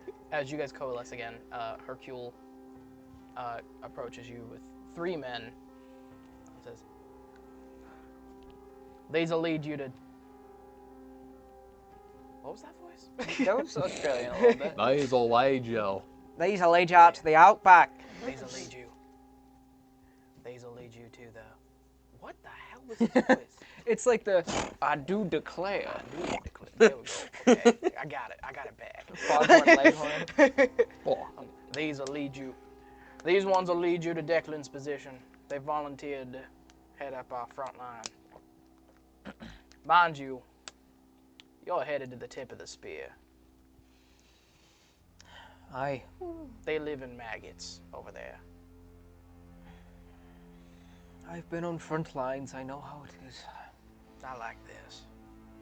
I don't mean to play down your experience here, but they might as well be pieces of the rubble. I get what you mean, Hercule. Granted, I've never been on this side of these lines, but I've been on the other. I know how it can be. Like I said, with any luck, we won't need to get any closer than we need to.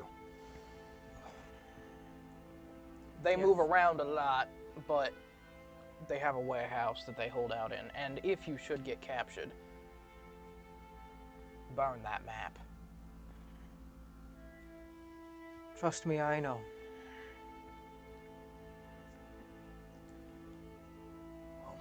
If we're done chatting, It's best we get going now. Agreed. And as you guys pull away, he says, Flint God. Aye. Commander. Professor. Your ship is still here. I hope you know. They never left. No, they left, but they've come back. They're the ones that I sent to the islands to muster troops.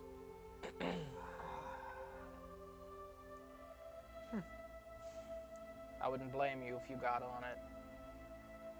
But like I said, you would be missed. And for the sake of it, if you do decide to go, I would happily take that eye patch as a parting present. No matter what it incurs. Hercule, great minds really do think alike. Trust me, I fully intend to get my pound of flesh from Mara, or at least Venric, before I leave here. Even if I have to leave here as a pile of ashes. Be careful. He may be a civil engineer, but Venric, he looks down. He's been beating the hell out of us. He bleeds like any man. Doesn't think like him, though. And he takes away.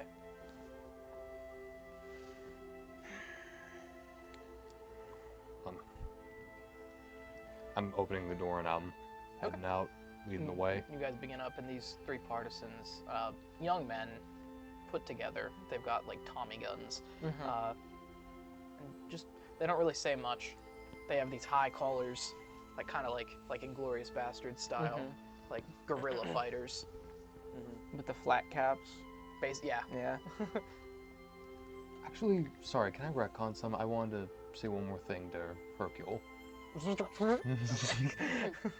Just as like he's making his way back downstairs, I just say, Hercule. Oh, is that you? Peeks Sorry. his head back out. Sorry. I understand I made a promise to you when you were still under, and as you can see the situation clearly, that will not be the case. I'm far from the first member of the Tranquil Priest to fall short at Mortiscard. I do apologize for that. Truly. What are you talking about?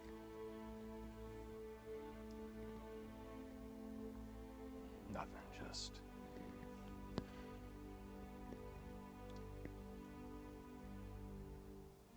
the desperate words of an old man, I guess. Take care of yourself, General. Vamenda. And he stops you, like pulls his shoulder around.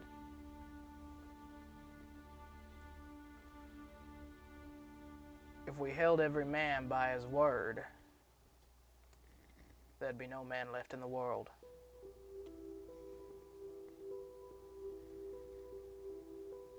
I don't know of what you speak, but I'm sure it weighs heavy on you. He doesn't know what you're talking about. Well, yeah, I figured. We all have something we need to carry. Best it doesn't weigh us down too much. I see you have strong shoulders, so I have faith you can carry yours. He's confused, kind of, by what you say, but he accepts it. It's just your own form of wisdom. Yeah. Worm wisdom. Wormsdom. Worms. With that, unless he has nothing else to say, I'll just... No, but you can tell that as he pulls away, he's like pondering. He is confused by what you've just told him. Right.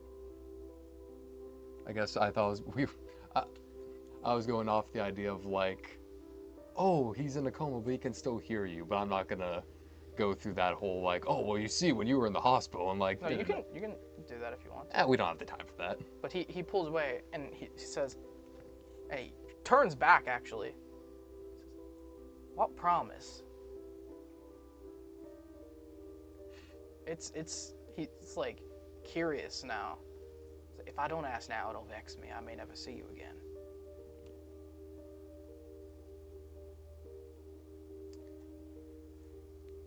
I promised that I would protect Mortisgard, as I felt that falls under my duty, my pledge.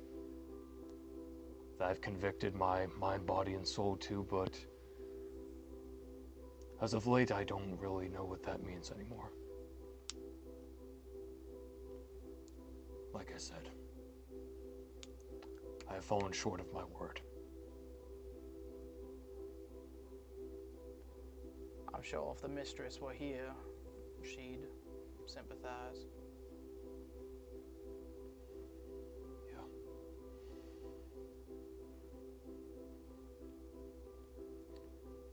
I'm sure she would.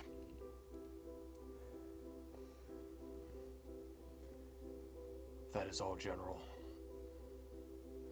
I need to get going. Yes. Move while you have the light. Gonna make my way out. Okay. And he peels away, and you see him taken into the conversation of his assistants. As I'm making my way out, just kind of catching up. All right. With any luck, if we move at a quick pace, I doubt Pierre's made it that deep into the battery. He's probably on the outskirts looking for a way to get in, so we can most likely intercept him before he gets in. Kit, did you have something? Yeah. I don't want to cut into that. Sorry. No, No, I'm done. Go ahead. I'm done. Okay. Probably just gonna pull back Havron while we're walking, I guess. Whenever we start. Whenever we start. Yeah, my moving ears that are way. getting a workout today. Oh. And just. Havron. What is it, Professor? Being that I have no possible way of getting to the boat myself and ensuring my own safety and not imminent demise, should I inevitably fall while we are walking into the lion's den, I'm sure you will outlast me. Whatever happens. But if I could trust you to burn my bag, take out my arcane lock will fall on it. Take out the vials we have. Keep those for yourself. I can't do anything with that if I'm dead. But burn my bag. Burn the books in it. Burn it. Please. Fair enough. I understand why. It's far too important to let it fall into the hands of some NRO savages. Either of the books. And if I were to fall, burn the map in my bag. I don't want them getting their hands on strategically important information. Do you want to put that in? Or No. do you want to keep it? I'm keeping it. I'm adding to it as we go along. All right. But you have my word. You have mine. And kind of just pick up the pace. Okay. After that. And you guys just come back out of your conversation to the huffing and puffing and cursing of Guillaume as, No, I'm booking it as much as I can. as he makes it up these stairs. Yeah. No, like I'm actively like working myself up the pace I'm going to just get here as fast as we can. Yep. If I'm leading the way, then And these three partisans, they take away, like, to the front as well. And they're just common soldiery. You can talk to them if you want to. Right. But they just look like boys, Yeah. young men, about Pierre's age, that have just been fighting, just doing their work, doing their bit. And we'll just move this along. You guys ascend the stairs and exit this completely destroyed shop to find that the entire block that you were occupying, you have to kind of push past some rubble to get out of this bookshelf now, has been flattened by the NRO bombardment. It is just, and there's fires and dust, and you can barely see 5 feet in front of you.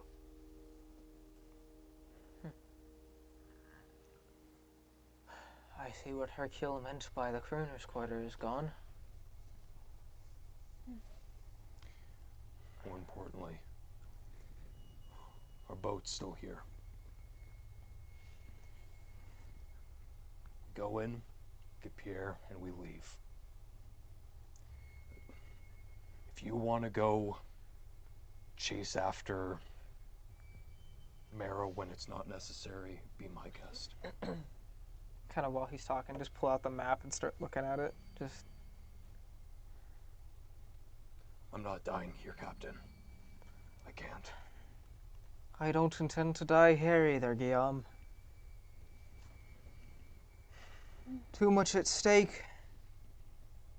People to put in their place. Then close it up and then go. All right. And look at the 3 soldiers and go, which one of you is leading the way? And they'd look at each other like Dumb and Dumber. I think that means you are. Fuck it. And then Captain. with cartography tools, I would have a compass on me, wouldn't I? Sure. Yeah. So I'll just pull out a little. Which direction is south? South. If we're looking That from way. the shop, if we're looking You're gonna from the travel shop south. front To your left. to your left. Okay. And you guys head south. We don't need to Okay. do that. So you traipse over the rubble, the destroyed street, the melted cars, many fires breaking out amid them, and you come to the intersection where this ambush had taken place, and it is just flattened. The tram car, it's barely recognizable, and any bodies that were there have been either completely incinerated down to the bone, or buried, or scorched to the point that there is nothing left, just disintegrated. And the tank is, you can barely make out the armor of the tank. It's like these are some pretty intense ordnance that they're using. Was there artillery like this at Farnham? Yes. Okay. Less dense though. I was gonna It's say- kind of the hallmark of the NRO. Is that there artillery? Their artillery is They were more exceptional. hitting like the open field though, I think, before, right? Right. With Yeah. scatter shot. and stuff. these, they had a lot more time to set up their weapons. Yeah. So you carry on south, past the wreckage, past many other houses, over tram lines, over wrecks, to the point that you actually don't run into anybody. You hear the distant shots, and then you hear the distant ringing of artillery fire, and you can see through some of the smoke every once in a while a dazzling shot of just like overhead, and then you hear the impact a few seconds later. And that's the deepest trouble you come into. It's actually quite a peaceful walk otherwise. There's nothing here. This has kind of been the style of the NRO's incursion. They send in a probe, it gets taken out, then they shell the place and try to get whatever scraps they can get. They've barely been using any of their manpower. I mean, considering the guys came in with swords and crossbows, that kind of, and they just, They're God. running out of ammo. Well, they sent in the young kids with crossbows and swords. To They basically, were like the usual age of purgators. but they sent guess in so. cannon fodder. Yeah. Yeah. Oh. Yeah. Now that you think about it, you're actually surprised they spent a tank. Yeah. Oh man. All right. Well, with that frightening realization, I mean, everything's leveled. There's nothing of There's like, nothing. yeah. And you do come to blocks that are like well intact and everything, but you're too wary to go into the buildings. Yeah. Yeah. I assume. Yeah. I know. Yeah. You're just sticking to the alleys, sticking to the sides of the main roads. Don't want to and- get in like the from Saving Private Ryan, the one scene with the the German soldier, where it's just like knife combat, close quarters. Yeah. Trying to avoid that. No. Oof. That's a good description of this, actually. Just decimated French town. Yeah. Some buildings kind of intact, but no room untouched by the war. 2 wars now, really. And you make your way down, and you're following the map and finding it as best you can, and these 3 partisans are also helping you make your way, because they've been here somewhat before, you can tell. They kind of know where they're going. One of them goes into a shop front and checks like a refrigerator in the very back, and then comes out with like some pastry that's been there for some time. Real. Nice. And just they're scavengers. They're doing their best. But eventually, you make it to the point on the map where there's supposed to be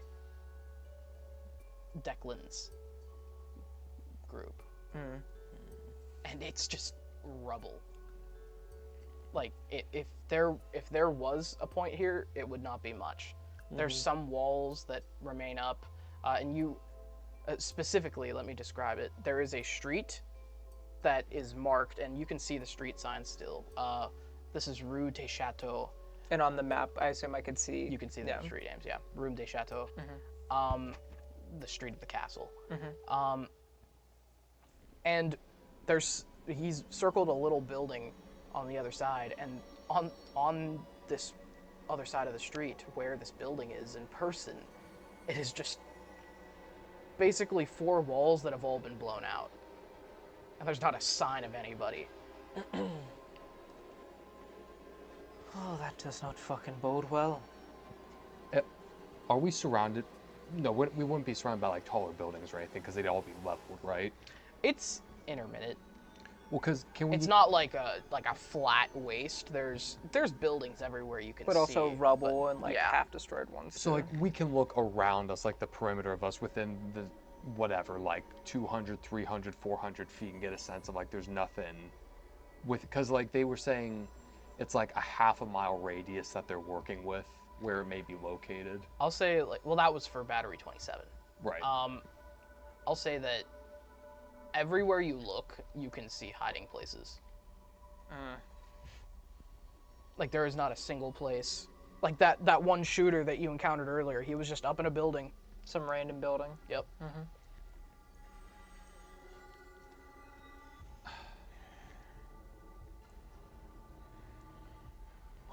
What do you think, Captain? Well, he said that they might be on the move. And that they might be holed up in here if they're not. So I think it's at least worth a cursory scan over. If they're not here, so be it. Then we keep moving. And one of the partisans he walks over to the building and starts picking through the rubble. All right. Why don't you get the men to do a perimeter search? I'll get my compass out again. And he picks up the wrong rock. Yeah, okay. Was that an explosion or a shot? Yeah. Okay. Did you hear that Wilhelm scream? Ow! And goes flying through the air, his legs separated from his body, just this small plume of just... Yep. Yeah. The other ones are like, oh, shit! Fuck, it's booby-trapped. Alright, I'm gonna run to the one who just got, He lands in the street, his knee cut off, or his leg cut off at the knee. Yeah. And you go up to him, and he's completely still. Just like that. Pretty much. He might be breathing, you don't know. But Can I investigate? sure. Can I put down the mind and soul lens and see if he's alive? Sure. He does have a pulse. Does it? Very faint. Okay. And half of his face is blown off. Yep. Alright. When I see him do that, can I just say, Silas, do a sweep of the buildings. Make sure no one's watching us. And you look around and you're like, what buildings? There's some to look at. Yeah. But now you don't want to go anywhere. Well, if I put on the electronics, do I see any wiring on the ground? No, actually. Okay, so... And then you hear the shuffling of stones as you're looking at this guy, and you just hear, "Fucking moron!" Declan steps out from behind a wall. Oh my god. And then his guys like unfold from the terrain, basically. Like Wild. one of them underneath a blanket, like a tarp, just pushes a stone over, and he was just under there. And he's got like dust paint on his face and everything. Says, "What would incline you to go picking up random blocks of concrete in a fucking war zone?" And he walks up. I can't disagree with them. "Oh, top of the morning." Oh my. I take it that's one of your traps, Declan. And he goes down and like slaps the guy's face. "Yeah." Yeah, I figured that. I'm patching up his blasted face, and I'm gonna attend to the leg, stop the bleeding. I don't want to do cute. Whatever. I don't want to heal this young I don't man. want to play with you anymore. I'll That's so messed up. I mean, if his leg is the leg wound like kind of cauterized from the explosion, or He's actually not bleeding all that much. Okay. But he's like, you You listen to his heart, and it's like boom, boom. Yeah. like he is, and he's passed out. Yeah, he's not bleeding at all. That's fine. You really pulled up a picture of Harvey Dent. I from the did. Dark He Knight. said half Oh his my face is God. gone. Yeah, he ain't bleeding though. He's fine. Okay, I'm gonna patch up the face and the leg stump, considering he's not gushing blood, just to stabilize him. Bro's fine. You'd probably be better off just finishing him off at this point. It's not my call to make. Aye, but it's mine. I can't instinctually stick my dagger to him. Not like just out. I mean, I can't reach his neck, so it's just Okay. more of like a back off kind of gesture. Declan, I'd be careful. He can send so much fucking electricity through you. He's got some tricks. Waste what you will. Where the fuck have you lot been? It's a long story. We basically got fucking kidnapped, but that's neither here nor there. Well, I've been working on the term goo monster now. Coining the term goo. No one's ever We done it got before. gooped. We got goo. oh my god. Well, what's life without a little kidnapping? And he just starts to take off. His guys like start forming up. Says, "We've got to move now. Blew our cover that one." All right. Declan, And he starts taking off down the street. And you gotta by the time you turn around, he's like a block down. I'm gonna kind of just start running real quick to catch up with him and go, Declan! And they're like down the street now from you. Sticking with I'm this gonna. kid. Yeah. Does he turn at all when I say that? Says, "What? Come here for 5 seconds, for fuck's sake. We don't have 5 seconds. Just- They will have heard that. Yes. And then they're gonna flatten the place already more than they already have." If we follow you, can we debrief with you before we go further south then? Well, debrief. We're fancy over here. All right, smartass, yes or no? Sure. Grab the man. Here, I'm gesturing to the two that Hercule brought with us. You two, over here. They look between you and Declan, and you and Declan, and then they start taking off toward Declan. I can make my tensor's flying floating disc. To just be like a little gurney. You're gonna Harry Potter him, like that one, like in Deathly Hallows, the one teacher, Tensor's like, floating piece of rubble. like floating over the. Oh, yeah. Just levitate. You can do that. Or were you? Wait, were you gonna do some with them, or was that just for you? No, like That's to pick for the up body, the body. To put the body Yeah, put the on body it. on him, because And then that's when, follows where as I you- run. As you look deeper in, you notice that there are several like small little piercings, like, in his coat that you assume to be just holes, but now you see that they are moistened, and you, like, open one up, and there was, like, a whole can of shrapnel in this bomb. Right. And you open up his coat, and he's sprung 1,000 leaks. And it's just blood coating down the sides of him. Right. Alright, I'm gonna cast level 2 command on the two that walk with Declan that originally came with us. No. It's for a good reason. If I cast at level 2 means like each level I increase it, I can do it on one more individual, so I can do it on both of them. So we aren't doing the disc thing? No, I mean, if you're doing that, then there's Also, no reason if for me to he's waste my bleeding spell out slot. that bad, I would say. Guillaume, you If can't you want to save save him. him, you can save him. I have an idea that I'm gonna do. Oh god. Wisdom 14 saving throw for both of them. Dude wants like a voodoo zombie. Papa yeah, Leg what was it? Wisdom 14. Wisdom 14? Oh, a literal 14. And a 17. Kick the gnome. I understand why it's like that, but for narrative purposes, God, I hate that so much. You just don't use the spell. Yeah. So, I guess we're going with Flying Disc. Yeah. Okay.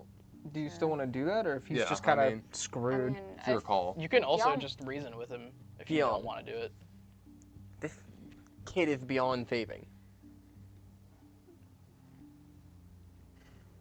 I would like to point out, I'm already down towards where Declan is, just We need being to like, go. come the fuck on! And Declan turns around and says, "Look, suit yourselves, but I don't fancy being shadows in the concrete."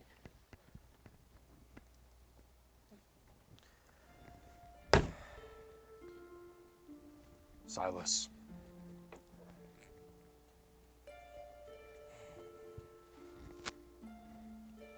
You don't have time for this. Yeah, you need to speed up.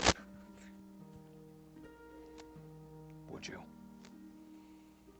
I'm gonna sling him over my shoulder and try to carry him. Oh, that's not what I was Oh, suggesting. what would you? Oh, you trying to like- tell me to put him down? Yeah. So Silas goes down to pick him up, and then you're just like, Yeah. Like shut his eyes and stab him with my dagger. Resquieta in pace. And it's not like gentle. It's like, okay, fine. No. Welcome to Crazy Birmingham. into it. No, but you gently Welcome to dispatch him, Manchester. and you see the red glow fade away. And I'm walking towards the rest of them at this point. And Declan with his group of partisans, about 12 of them actually, and they have all kinds of like camouflage, urban combat gear, guns, everything. They're probably the most well-kitted guys that you've seen. Kind of a trial by fire situation. Like all of these guys have survived some terrible stuff. So what brings you to this neck of the woods? We have to go south toward Battery 27. Battery 27. That's funny.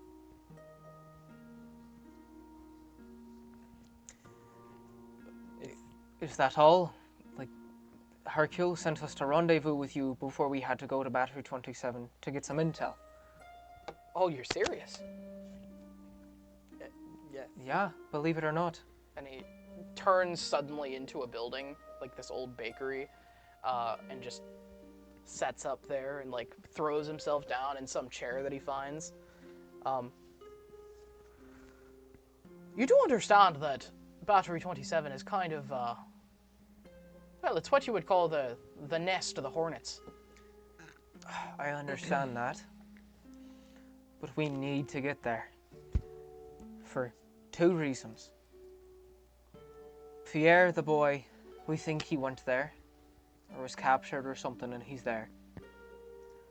And 2, Mara and Venric are gonna be there.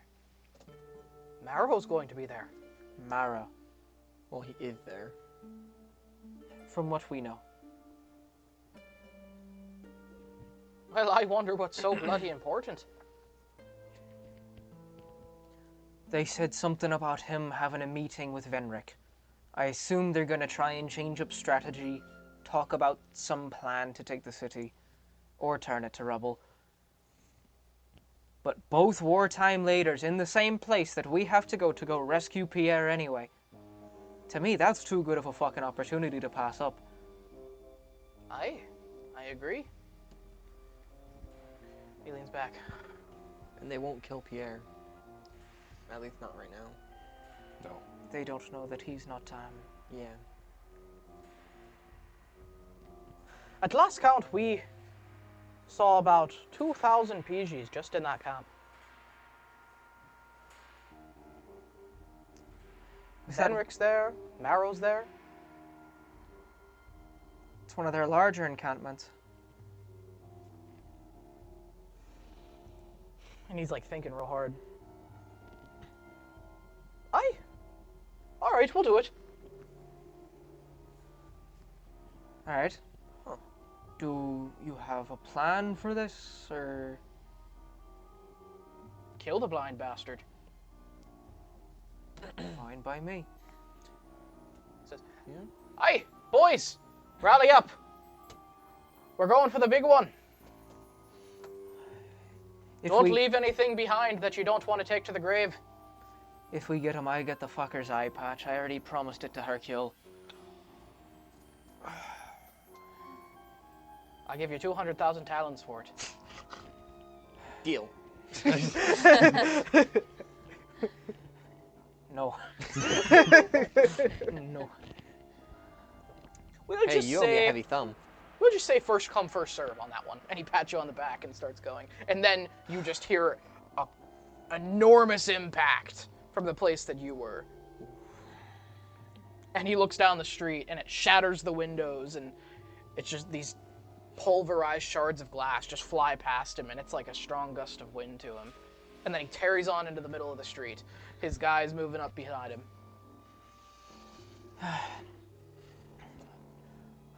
Well, at least we have more firepower than we thought we did originally. Yeah, not too bad. Plus this crazy bastard. You guys going to spend all day talking or are we going to go kill a fucking master marshal? Oh, for the love of Roke, if we weren't in a war.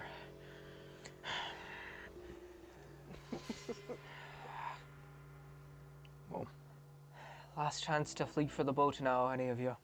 Oh, let me just get my way across the entire city alone. Smart. I don't even the two of us couldn't make it out. No. Yeah, it's not, I mean, we're stuck Barely with you, all I of guess. us. Yeah. Alright, let's go. Last chance, old man. not going anywhere without the boy. There you go. Shock the shit out of them, a few of them. And I will say it's taken you most of the day to get here, Mm-hmm. and now it is like turning evening, so that was quite some time. Yeah. And Declan is leading you through, like talking with his soldiers, joking around. They're moving and clearing pretty methodically, but also very nonchalant. Like they're taking a lot of risks that you don't need to take. And then at some point along the way here, you're reaching the end of the city, and you can actually see the end of the road. And there is this large, like, bus that has crashed into a building nearby. And Declan approaches the side of it, and then stops, steps back a few feet, looks in the side view mirror, says, "Let's hunker down for a second." And he sits down, and he says, "Oi, Seamus." And he points to a building that is right in front of the mirror that he's by, and you see in this mirror, and you look in, and there is just the slightest imprint of a machine gun nest, just like built into the side of this building that he saw just passing by. And and so you guys are still confused, but you see it. Like looking at it intently, he just Right. caught a glimpse of this. Would I see a red mark there? Not through the walls. Oh, well, not for the walls, yeah. may want to cover your ears. And Seamus, this dude, he takes off his pack and hands it to somebody else. You actually find yourself becoming a part of this too. He takes off his pack, he takes off his satchel, he even drops his gun and trades it for a pistol. And then out of his coat, pulls out a wad of dynamite and sets the timer, and then and starts gunning it along the length of this bus, across the street, and then comes to the side of this wall down an alley, and then throws it inside the little chimney on the wall, and then continues down, like dives away, and you just see this entire building just... And then a man runs out on fire and burns in the street.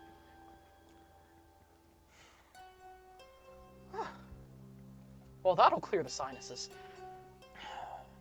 Declan, how long have you been doing this? How long have you been an old fart? And he gets up and starts moving. He kind of mumbles to himself. 247 years, he didn't answer my question. A long time. Yeah. And then this guy comes around the corner, and Declan is just kind of waiting around the bus. And the dude comes around, his hair blown back, and he just goes... I like Declan, he's funny. I like Seamus. And you guys slowly, he like gets his gear back on as you're walking. And you carry on, and as you pass this machine gun nest, like it was just, it's smoking, and just, you can see like an MG like 34 basically, just smoking and melted, and just a wall blown out, and like 6 guys in there just turned to mush. Crater, machine gun crater. Machine gun crater. Can I mark the machine gun crater on the map? With So- 6 stick figures just going. Just little X's on their eyes. And you're walking along, and this is it. The terrain slowly becomes flatter, and you see in the distance, coming closer to you, that the buildings turn to trees, and there is a short perimeter fence to the city just to keep wildlife out, but not much. And there is a little checkpoint there that's been abandoned from before the war. You can see that it's a combine post. I'm surprised that they pushed this far at any point. And Declan says, "Well, I haven't been this far south in a minute. We've got to be careful in these trees. They keep all kinds of little shitty crows up here. The PGs have gotten creative, just like us. But they won't expect us to move this far south." No, because we'd have to be suicidal. And you do notice that you're sticking around this area a little, like they aren't as anal about getting out of here. You can assume that you're outside of the artillery's range, like on the inner side. Yeah. It's like they can't hit this close to their positions. Gotcha. So you start moving through the pines. Could I have gotten my like cloak and like put dirt and dust on it so it's not bright blue in the woods? Sure. And it's actually getting quite dark now, I should add. Smart, because Quincy's dresses usually have a lot of different color in them. I thought about it. I'm wearing blue and gold. Not really the most discreet colors. It's almost like the redcoats. Yeah. Let's make an army in the entire, like the largest army in the world. Redcoats, so you can't and see when paint they're them bleeding. red. Bright red, so they can't be effective in forests, desert, naval Anywhere that combat, isn't red. Yeah, Tundras. anywhere that's The not entire all- world. Yeah. You don't understand. If we were fighting in like a middle school gymnasium, they would blend in perfectly. Guys, it's imperative that we paint them bright red and then have them stand in straight lines and fire straight ahead. It's imperative that we keep doing It's that. the most efficient way to do things. Yes. Oi, sir, why are we lining up in a straight line? That's how you're supposed to do it. Yeah. Get in line. They're not lining up in straight lines. Teacher, No, teacher. they will. They will. Teacher. Don't worry about it. Teacher, they're cheating. They're cheating. It's horrible. They will. I They love will. that. Wait, what's the one meme of the guy who's like dudes who would load muskets like in between loading, and they're like taking a minute to load, and they're like, "Oh yeah, fuck you, yeah, fuck you." And then they miss, and they go right back to it. I'm gonna hit you this time. Third time's the charm. I got you, bitch. I got you. Damn it. I mean, if you really want to know, there actually is a realistic strategic reason as to why. Shut up, Cade. Anyway, yeah. Wait, is there actually? Yeah, it's really interesting. I'll tell you after the fact. So, you enter these dark pines, and these are old trees. And you notice that this area is like untouched by the war. There's no, none of them have fallen, none of them have been taken down. This part of the world apparently hasn't seen much of the fighting. You'll recall that when you entered Mortisgard, there were miles and miles and miles of no man's land, so most of the fighting was actually north of the city. Right. And now we're getting into what appears to be, to you, virgin wilderness. No. And This. Can we just stay here? Yes. you can see that this is kind of planned forest, is the best way to put it. The trees are in straight lines like they have in Pennsylvania. And they've been planted for some time, and they are very, very tall and strong. And it is eerily quiet. It's just, and as night falls, the needles crunch under your feet, and through the pines, through the needles, you can see just almost all the stars. And every once in a while, another shell headed to Mortisgard. Make a wish, kids. I wish for. Man, I sure do hate Rodney next door. I wish someone would do something about that. Yeah! Baroque! What the hell? Rogue blesses What us this repressed day. rage have we tapped into here? Who's Rodney, and why do you dislike him so much? Screw you, Rodney. I can't believe you took my Smarties in 2nd grade. Screw you, Ezekiel! And my only recourse is cursing your name and killing you in my D&D campaign. It's a healthy way to vent. Look at me. How else am I going to do it? I've never met a Rodney in my life. Okay, so. So, you guys carry on through the pines for some time. Declan, you guys want to talk at all during this or no? I don't really have anything. There's not much to say. Do you have anything? Not really, no. The most like Quincy would probably say is probably just trying to get to know the two people that are with them. Okay. Give them more life instead of just being fodder. Cannon fodder 1 and 2. Uh-huh. There's about 8 guys with you, by the way. In Declan's crew, including those two. Okay. And they're quiet guys. They make their own jokes. They stick to each other, and they kind of sneer at you guys every once in a while. Like, who the fuck are these guys with their fancy uniforms? Quincy, the more you get to know them, the fatter it is when they die. Aye, what he said. Just don't die then. This is all I can think of. Besides when Seamus, they sneered us, like, who are I don't know these a single guys? one of these fuckers' names.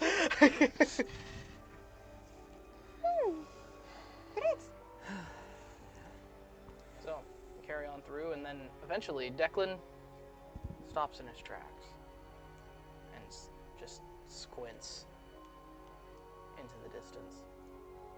And you guys stop too, drawing attention to it, and you look, and there is just the slightest, like, flickering of a flame. Far down the trees. There's no way we got this close to the battery without anyone getting us. Well, this is about as far as I've been.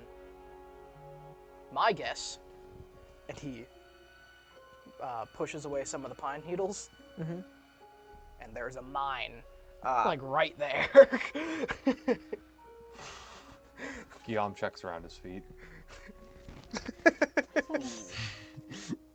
Can I attempt to disable the mine? And you start to work on it, and Declan says, well, if you're going to be doing that one, and he like looks forward, and that's when you can notice that there's just a slight like bump in the pine needles every once in a while. And they aren't buried. These are lazily placed, actually. They're like just slightly covered. Yeah. Just under the leaves. To a larger force, this would be devastating. Right. Yeah. Says, does this show up with your? Do I see any electronics in them? Mines are mechanical. Yeah, I figured. Some of them have electronics. Some of them have Some electronic of them. Some of fail-safes. them. Yeah. Just follow Declan. Just watch your step. I read a story the other day where like somebody apparently found a Civil War mine in their backyard, like last week. That's crazy. Civil It War happens mine? occasionally, Yeah. actually. I don't know. I've seen ever I've seen a Civil few War things mine. about it. Because like Lucky. the Confederacy didn't map their mine fields, and so you just find them every once in a Yeah. while. Oh, they literally just look like the cartoon bombs, but Can with little. They do, yeah. Can I just like, as we're going, if I see any, like, try to disable a few of them and take them with me? Oh my gosh. I mean, I'm gonna make you roll for each one. What is this gonna be? Sleight of hand with proficiency because of tools? Sure, Yeah, I'm okay with that. but the consequence is exploding. I'll try one first. Okay. So you see Silas Yeah, leaning yeah, down yeah, to yeah, fuck yeah. with this mine. Do it. If we have more equipment with us, You are going to carry a mine. I carry a lot of worth things on me, honestly. Not a mine. You guys are less concerned it- about the much more Hold on, dangerous items hold that on. I have Is on it me. is it disarmed at least? I'm about to disarm it. No, you're about to kill us all. Let I start disarming it. just let him work. And I'm Declan's going- just looking over it. He's got this stupid smile on his face. Is he close by Silas? He's right on top of the mine. He's looking down. He's like, Declan, can you back up, please? oh, sorry. Am I in your light? I need you guys to back up so that if I fuck this up, it's only me that goes down. Well, keep in mind you'd be alerting the entire camp of about 2,000 Purgators up there. Get far away from me. He just waves his guys off. Silas, are you sure you can disarm it with no problems, or are you taking a crack in the dark? It looks like a pretty standard mine. It's not a big deal. I can't stop him. That's your job. Okay. At least one. At least none. We're gonna walk away from that. We're gonna go to the camp. We're gonna find Pierre. So I'm gonna roll the dice now. Oh, let's go. I'm gonna cast command. It's a 21. Okay, wait. Okay, he got a 21. Wait, It's fine. Rock, paper, scissors to see what happens first. Because you said it at like the same time. Yeah. Roll of a dice to see who gets it first. No, rock, paper. Rock, paper, scissors? Are you bad at rock, paper, scissors? Yes. How? I have a horrible record in rock, paper, scissors. It's one of 3 things. I know, and I'm bad at We're it. gonna go on shoot. I'm gonna pick rock. Okay? Rock, paper, scissors. Shoot. Dang it. So you command him. Wait a Wisdom minute, what's the 14. check? Oh, I'm just gonna pass that, probably. Wisdom 14 saving throw. Lick my balls. I got a 17. Lick my balls. Ah! Why did you say it like that? It had a W in it. Balls. You can't command shit. Apparently not. So, Silas, you insert your tools in under the plate of this mine, and then you just feel it, and you turn to Guillaume and go, "Fuck you," and then disarm the mine in one snip. Did you just try and come But it's really scary. It's like he's just, like, to your view, it's just shoving these things into the mine. Right. You weren't gonna do anything. All right, it's disarmed. That is why I didn't do anything. I figured he knows what he's fucking doing. It's a 50-50 with him.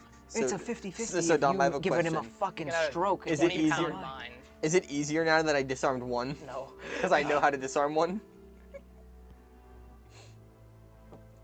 I mean, they take time. This took you a Okay. minute. Fair. Yeah. I'll take the 1 mine. He with just me. goes like the Flash, just disarming all of them. At any There's not point- an item for mines. I'm just gonna add another bomb to my inventory. Did we have like 10-ish minutes as of recent What do you mean? For what?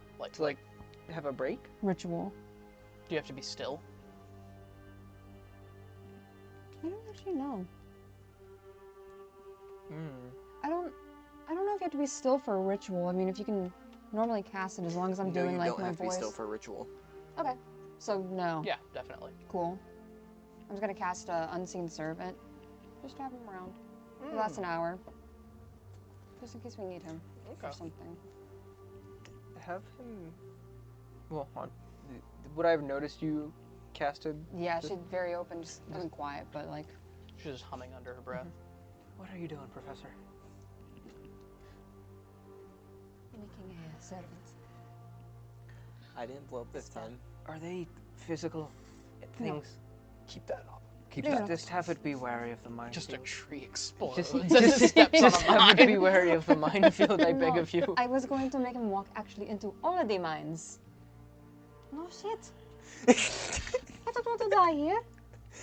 But You're you guys gonna are go noticing back that there to is it. a very definite pattern to the minefield here. Oh, my 140 years. It's very easy to see. There's the trees in the planned forest, and then there's a mine, like in between every tree, every 2 trees. Okay.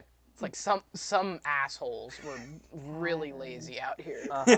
They're like, good enough. I don't get paid Fine. enough for this. Fine. Yeah. Yeah. In Well, fact, we're gonna hit one of them eventually, so. Yeah. soon enough, Declan pauses you all as these flames grow, or these flames grow over the horizon and through the trees. Pauses you all, says, "Fold in," and like just puts himself next to a tree. And you all do the same, I assume. Yeah. Find various form of cover, yeah. And you listen very carefully, and you hear voices. And a few trees up, like 10, 15 trees, you just see 2 guys with a wheelbarrow moving slowly and stopping and moving and slowly and stopping and placing mines. Uh-huh. I found Beavis and Butthead. He's gonna blow up. You said blow. You said blow. And Declan starts moving closer slowly. And they're basically just having some benign, stupid conversation. One of them is pushing the wheelbarrow, just looking up at the sky. And like as a shell goes over, and make away.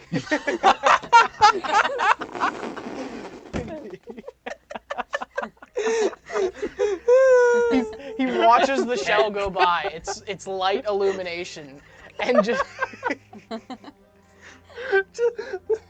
didn't miss a Make a wish. beat. Make a wish. just Hey, I'm that sorry. that light illumination of this shell hurtling across the sky, and he says, Make a wish. Have fun following that one up. he says, "Do you think that they see them coming in, or are they just too fast?"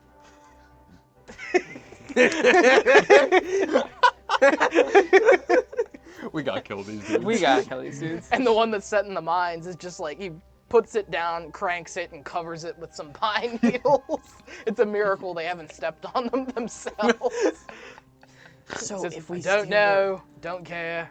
if we steal their wheelbarrow, we have more bombs. I could scare them away with this. What do you think made them want to plant the trees like this? Don't know, don't care. How far are they from us?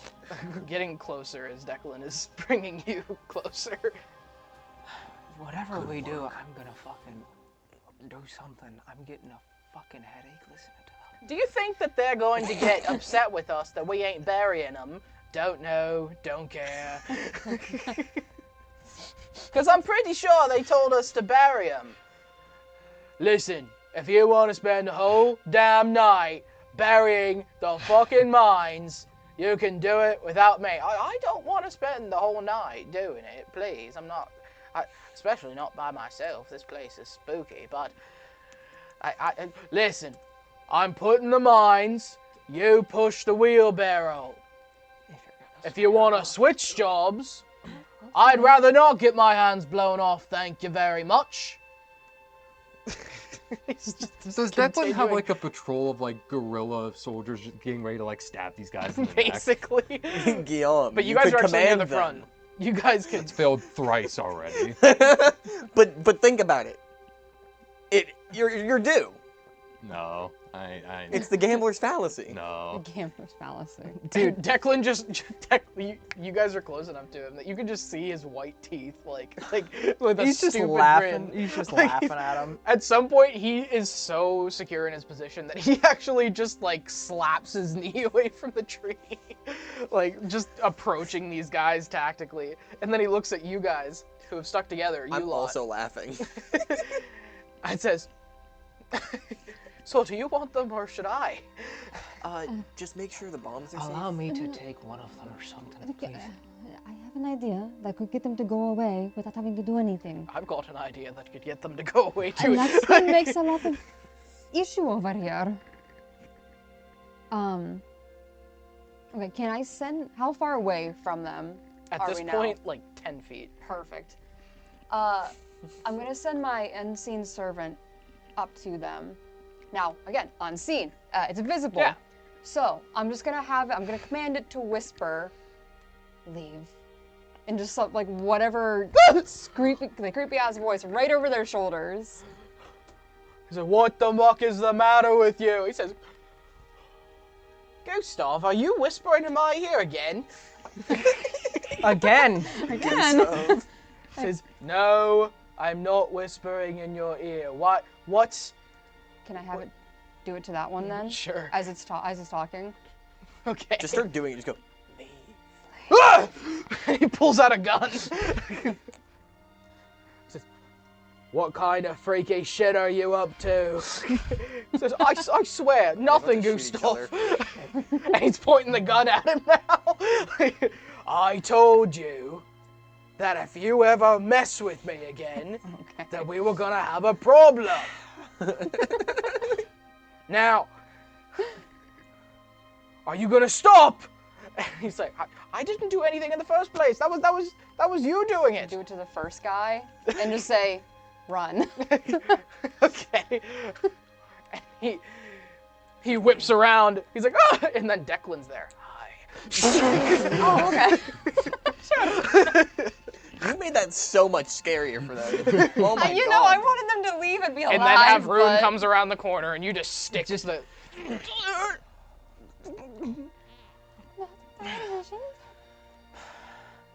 If I had to listen to them for one more fucking second. That was fun. And I take the wheelbarrow. So I want to retcon something. Instead of saying hi, he says hiya. Like when we were underneath and it's like, yoo-hoo. And these guys are dead, and there's a wheelbarrow of like several dozen unarmed mines. I add my unarmed mine to the pile of unarmed mines and take the wheelbarrow. It's gonna like a quarter your movement speed. I disagree. Because my push drag lift is 240 pounds. How many mines are in there? Oh my god. Actually, probably more. I'm gonna take out enough that I can push it at normal speed. Throw them on the ground. Yeah, You're gonna have 0 stealth. I'm just telling you that now. And you will be carrying a literal wheelbarrow of explosives. fine. I'll take a few of them. I'll take 2 more. He just looks at hiya. Hiya. Stabs them. Yep. I have 2 more 20-pound bombs. Oh in my my god! Aiden. Don't What? put that on the stream. What? What? It's actual like. They're just crafting too work. just too military. It's men. just World War I officers. Okay. Yeah. No, I made sure. I made sure. So,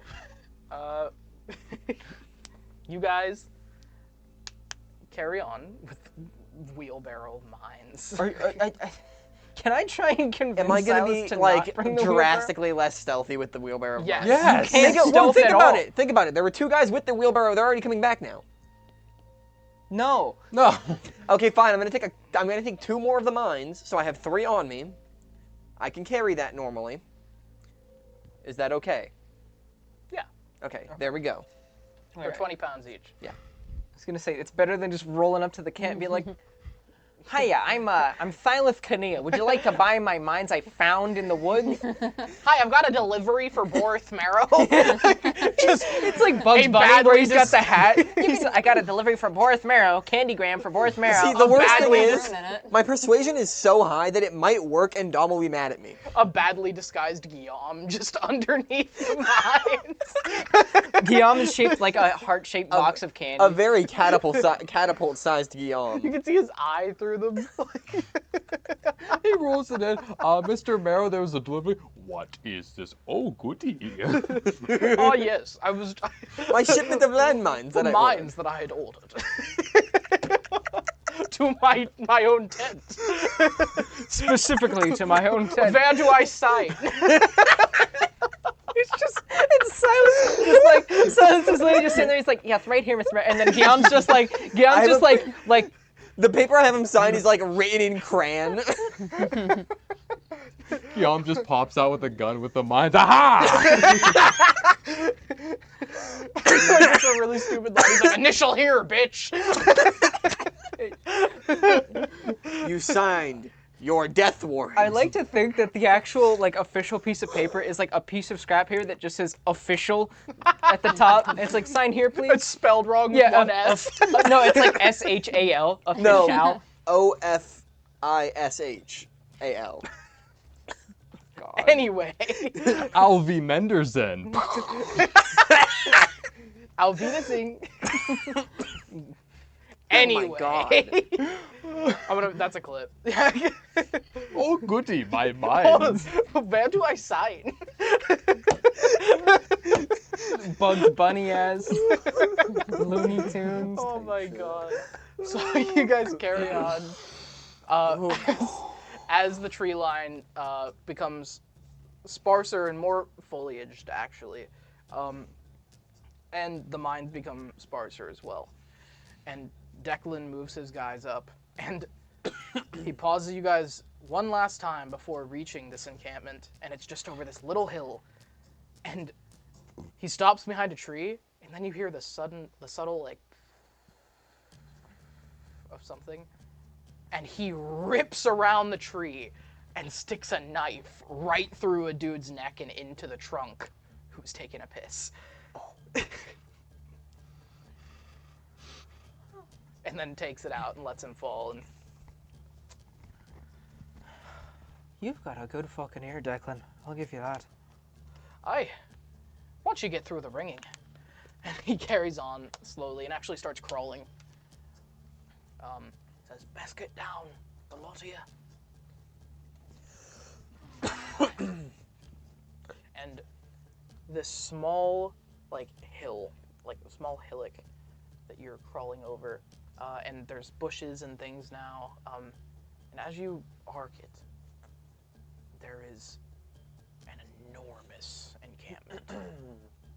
Purgators at every single angle, tents, barbed wire fences, and in the very center of it, a gun the size of a skyscraper.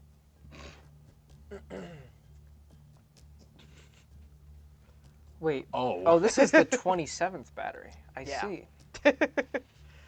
Oh. So, This is real big. the gun. Real That big. gun. Yeah, I see. Gustav gun. The gun of all time. It surely is a gun of all time. And it stands on 4 enormous legs. And it's so large that there are tents underneath it. Right. And you're just looking at it, and Declan pulls out his binoculars and starts looking. If Marrow's underneath it, we just take the legs out and... Oh, goody, my mines.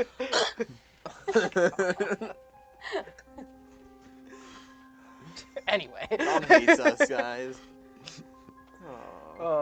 This is actually one of our funnier sessions. I know. And it's a really serious session. I know. I love my tactical sessions where we can just put knives through dudes' throats and shit. So they're taking a leak. Yeah. And You guys are just observing. If you want to talk about it. Real quick, I'm gonna cast Locate Object again, see if it points to the camp. So once again, I... Actually points all the way to your right, basically. Oh. Yeah. Is it... And we're far away enough from the camp that it's really only forward in my vision. I kind of, almost without thinking, kind of just follow that off to my right. You look down, and then you look at the camp again. You look at the compass. You look at the camp. You look to your right. Then you look back at the camp.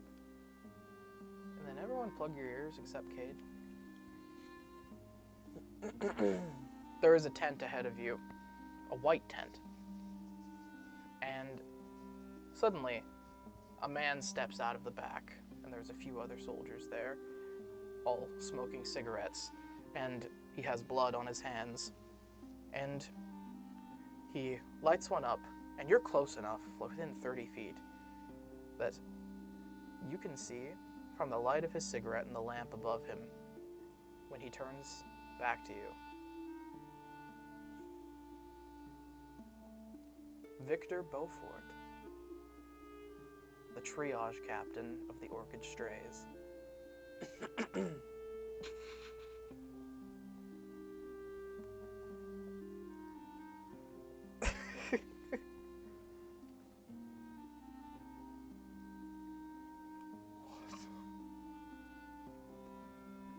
And this is like, I forget, is he human, elven? He's a dwarf. He's a dwarf.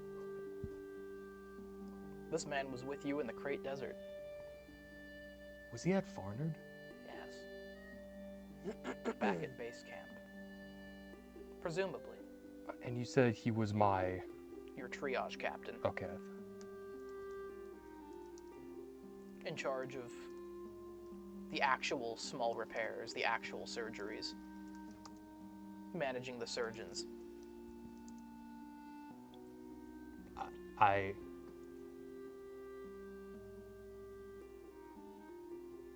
It's like seeing a ghost.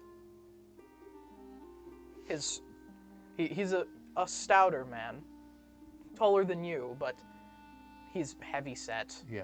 And with short hair, shorter than you remember, with it tied back into, tied back underneath a bandana, and you can tell from his hands that he's been performing surgery. And the soldiers nearby him, they flick their cigarettes away and then take off. And is he still outside the tent, or he went back in? He's outside the tent. He's taking a second. He's smoking a cigarette. Okay. Victor Beaufort. You said Before. Beaufort. Yeah. Okay. It actually means beautiful and strong. Okay. Okay. I mean, I think they can unplug now. Okay.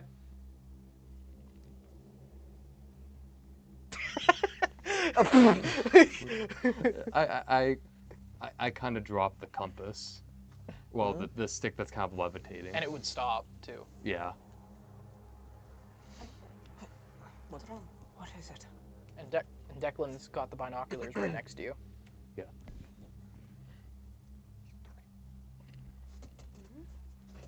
Quickly. Away from Declan. Hey. And as you're like peeling away, he can see and hear you guys. He said, "If you're taking a piss, I'd make it quick." Yeah, real quick. I have a small bladder. That one. You see it? And I'm gesturing to the white tent that you point out and the dwarf smoking a cigarette. What about him? I know him. From? Orchid Strays. My triage captain. He's Tranquil Breeze. Yeah. X if I were to make a guess. Now I don't know why he's here. He was at Farnard. As far as I knew, my entire contingent was wiped out with the exception of me. Did he maybe get taken prisoner? He probably It's defected. possible Marrow picked them up on the way to us. No, I don't know. He probably defected to save his own skin. I've seen it happen before. Maybe so. So I don't know if we have a potential ally, or if we can't trust if he was forced into this position, or... Guillaume, the sad truth of it is, he's just another one of them.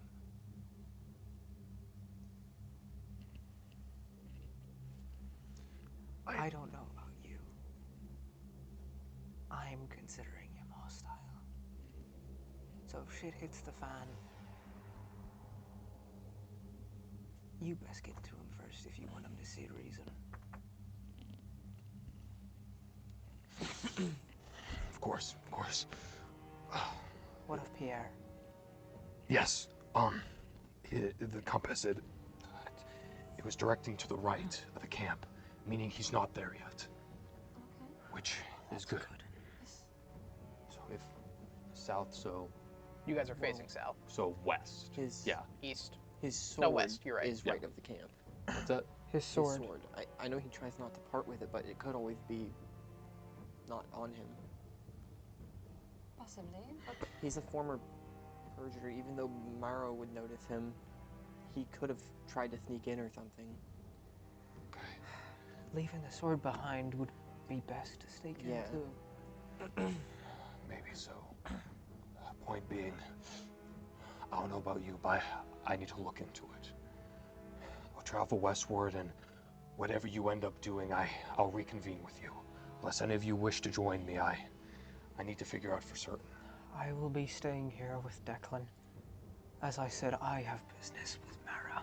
And Venric maybe, but that's unknown. I could come with you. Okay. Smart, actually. Silas? We could use a man of your skills here, Silas. Especially with disabling that gun. I'll be more helpful with them. Okay. Be safe. Same to you. Right. It's you and me then. I'll tell Declan. I could make us invisible if you like. Yes, that would help. Perfect. All right. Be safe. We'll reconvene soon. And as we walk away, I assume you... Yeah, she'll upcast it and then Okay. shoulder and. And as we make our way, kind of, You go around a tree. around a tree.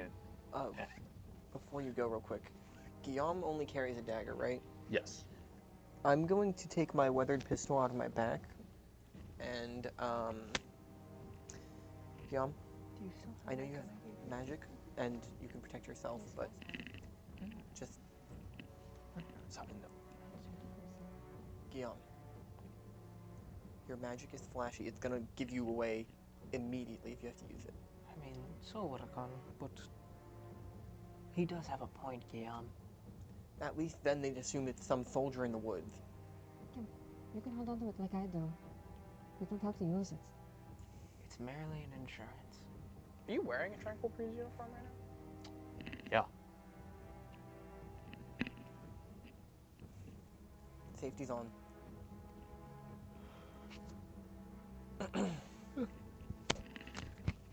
All right. Okay. Let's go. Mm-hmm. And immediately as we kind of like make our way, I imagine around the tree, kind of more westward. As they don't need to plug ears for this one. Professor, I need to speak to him. To Pierre or the person? To Victor, I don't care what they say. Look, it won't compromise our position. I just need a moment with him. That will definitely compromise our position. And he's still alone behind Professor, the tent. look at the situation we're in. Even with the force we have no hope of infiltrating this base. If we have a potential ally within the ranks, that could be game-changing. Are you prepared to kill him? If he's going to go and tell everyone else that we are here. Are you prepared for that He wouldn't. possibility? He wouldn't? He might not. We don't know. Are you prepared for the possibility of having to do that? He might be fine. He might just talk to us. It might be okay. I'm just thinking. Are you able to? Because if you are, then yes, we can go try.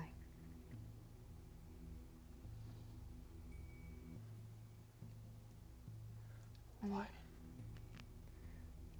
Yes. I understand. I don't want to kill anyone either. I don't want to silence anyone either. Put them down, even if we don't kill them. Thank you. I knew you of everyone else would understand. I don't want to be in this situation any more than you do. Just, he's still by himself. We'll loop around. I'll try to get his attention into the tent. You, if you care to join me, I can vouch for you, or if you wish to stand by, I'll leave that to you. It's your safety. I'll stay close to you, just in case anything happens. Okay. Okay. So I would like us to kind of like almost arch around, like so we don't pass them again. Like, hey guys, I guess we are invisible. Yeah. But Declan kind of saw a machine gun nest out of a mirror, like 100 yards away. So Your So- perception is crazy. I'm not gonna take my chances, so we're gonna. So wait, how does how does that work? Invisibility. It's literally just They're it's just invisible. invisibility. It's just invisibility. Oh, okay. I Yeah. didn't know what you casted exactly. They can still make but sound, but I think they have advantage on stealth against Mm-hmm. anything around them. Give us a stealth check. Are you just going? Or is it advantage? I don't. No, I'm following. You're going into the camp? Maybe not. He might not have advantage, but I think it's Invisibility? I think just wait, in no, general. Go down. I think he's just invisible.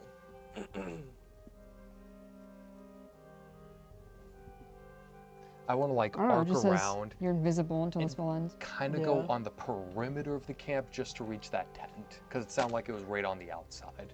Yes. So like as far away from the actual encampment as we can get while still going to that tent, if that makes sense. That makes sense. Yeah. Okay. So advantage on stealth roll. It doesn't say it. I doesn't thought it did. There's Yeah, really it there's really not doesn't really say. anything to hide from at the moment. Okay. Okay. Because Also, I'm following okay, you are going into the camp. with him, yeah. Okay. And Havarun, do they even know this? I don't think you guys know anything. No. That they're doing this? Yeah. No, Oh, I went no. back up there with Declan, and I was actually gonna say, funny enough, before I knew you were gonna do this, to try and get the binoculars off Declan to have a look at the camp. So Okay. He's like that short bastard. Just- I know. So what he's Declan's just looking through the binoculars, like, So just, Declan, do you mind if I have a look? not at all. And And you just see like a few, like two sets of just like footprints, dust getting kicked up. two sets of like pine needles, just like just exploding upward. Wait, that do little I fucker. see the red dots moving that way? Yes. I'm not saying shit. That's my boy. That's my boy. When Guillaume gets up to some shit, he's got my back. Why do you think Silas immediately handed you a gun just in case? That's my boy. You know what? Silas made on my allies list. We're cool. So Okay. see it Sorry. and just no, you're okay. See it and just.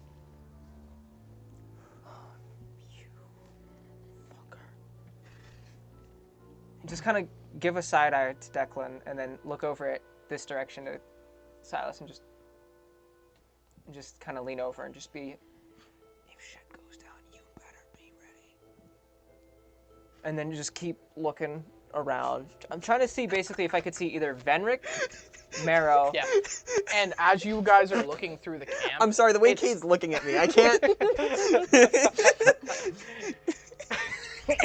with that haircut and you making that face, you look like I don't know why, you look like a little boy from 1940. Macaulay Culkin. But as you're looking for Marrow, it's really hard to pick anybody out of literally this. this It's picture. just like lanterns and like torches and braziers and just hundreds of people, Persiators, and there's actually a wrestling match going on very close to one of the turret legs. and you've got a little bit of elevation, but it's hard to see over all the tents, and you really can't pick anybody out of it. Is there a specific spot where the men are drinking from? They're drinking everywhere. No, like a specific... There's a campfire that has a lot of people around it. But I mean, like a big barrel or anything that they're getting water and stuff out of. Presumably, somewhere in the mix. It's what? Goblin. Yeah. You can see the mess. Okay. This is a big camp. All right. I guess Bleach last thing, is there anything armament-wise that sticks out to me, like an armory tent or like a powder Not that you reserve can or tell. anything? Okay. No, you can't see anything like that. Okay. It's there's so much fire here that like there's like a blur over the entire place. Like from the smoke. Yeah. Okay. It's like they're not being subtle. They're being loud. They're singing songs. Here you go, Declan. Just hand it back over. And then he hands it to his friend, and they're all talking. And he's like, "So what's the strategy here?" And as you're talking about that, that's when you see the pitter patter of the pine. Well, no, I saw it through Okay, yeah, you'd seen it. Yeah. And I guess you weren't telling him. No, that's why I looked at Silas and I was like, if something goes down, you better be fucking ready. Okay, so you run in, and as you guys are running up, he actually takes away back into the tent, like throwing away a cigarette, and like moves back in, like through the back flap. And as you guys are, dex check, Quincy, just Quincy. Oh, I should have got an enhanced ability on one of you guys before you went. Dang it. Do I still have my book upgrade Huh? from you? Do I still have my book upgrade Yes. from you? Okay, cool. I have it marked 17. as my infusion. 17. 17. Okay. So as Victor takes away into the tent, two more guys come around the corner, and you reach the edge of the tent, and you're invisible, but you hold your breath. And this is like the closest you've been with a Purgator in a second. Since Farnard. Yeah. And you're frightened, and you're able to, you forget you're invisible.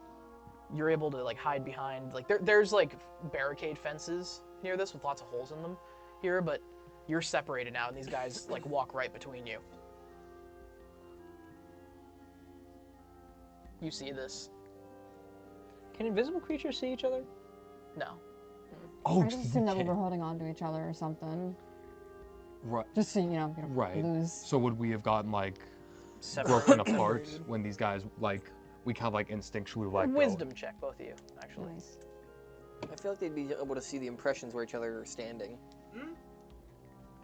I got a 16. 16? Damn. That's a 23. Nice. All right, you guys can decide to let go or to stay together. I'd say stay together. Yeah, because if we let go, like we're probably not gonna find each other. These guys, like, you're on the edge of the tent, and they walk around the corner, like, right next to you. Like, and are about to walk into you. All right, let's just. We're both going into the tent, so we know where to reconvene. Yeah. So I say let's just. Safe of it. Yeah. Yeah. Okay. And just And kind It's of. like a message, worst case, what Yeah. happened. And they're both talking, telling jokes in Roan, not speaking common. Just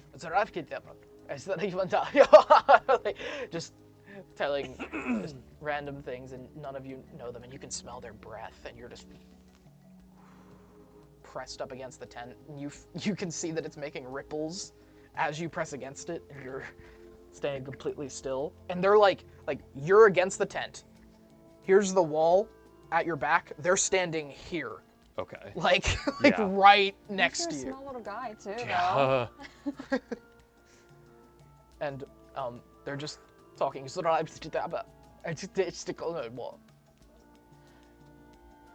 just staying there longer than is comfortable. In fact, they aren't moving. Okay. I can use my unseen servant, but I'm trying to think of how to get them to Oh. move. I can see them all near each other because of the red dots, right? Yeah. Are they close to the wall? What wall? Like the wall of the encampment area? Yeah, they're just inside of it, actually. Like Okay. in one of the openings. And I should also add the ground here has turned into like mud Okay. Oh, good. Cool. If I do my magical with like boards tinkering, over it. could I throw something outside the wall of like an animal sound or something just to try to distract them? What spell? It's magical tinkering. It's artificer ability.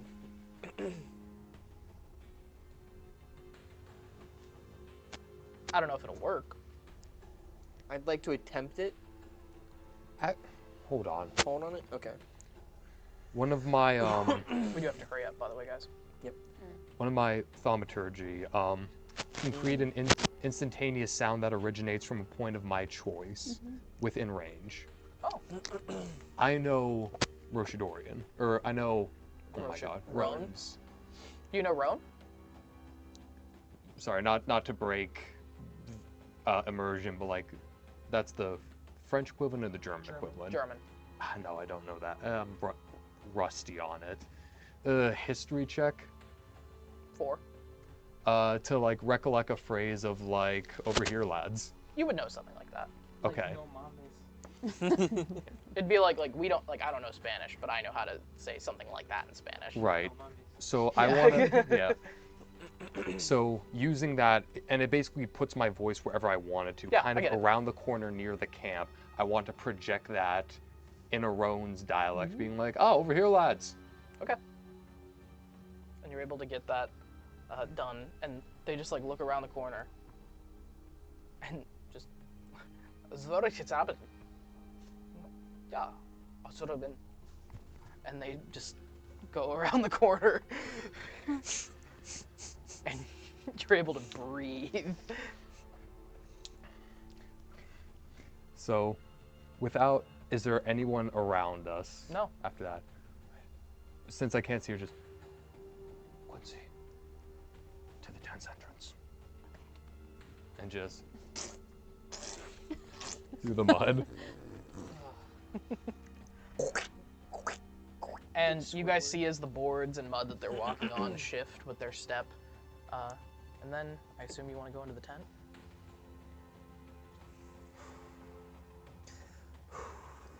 That is the question. This is where I can't see you anymore. Right. Yeah, this is where neither of us can see. Yeah, you wouldn't be able to see him. Mm-hmm.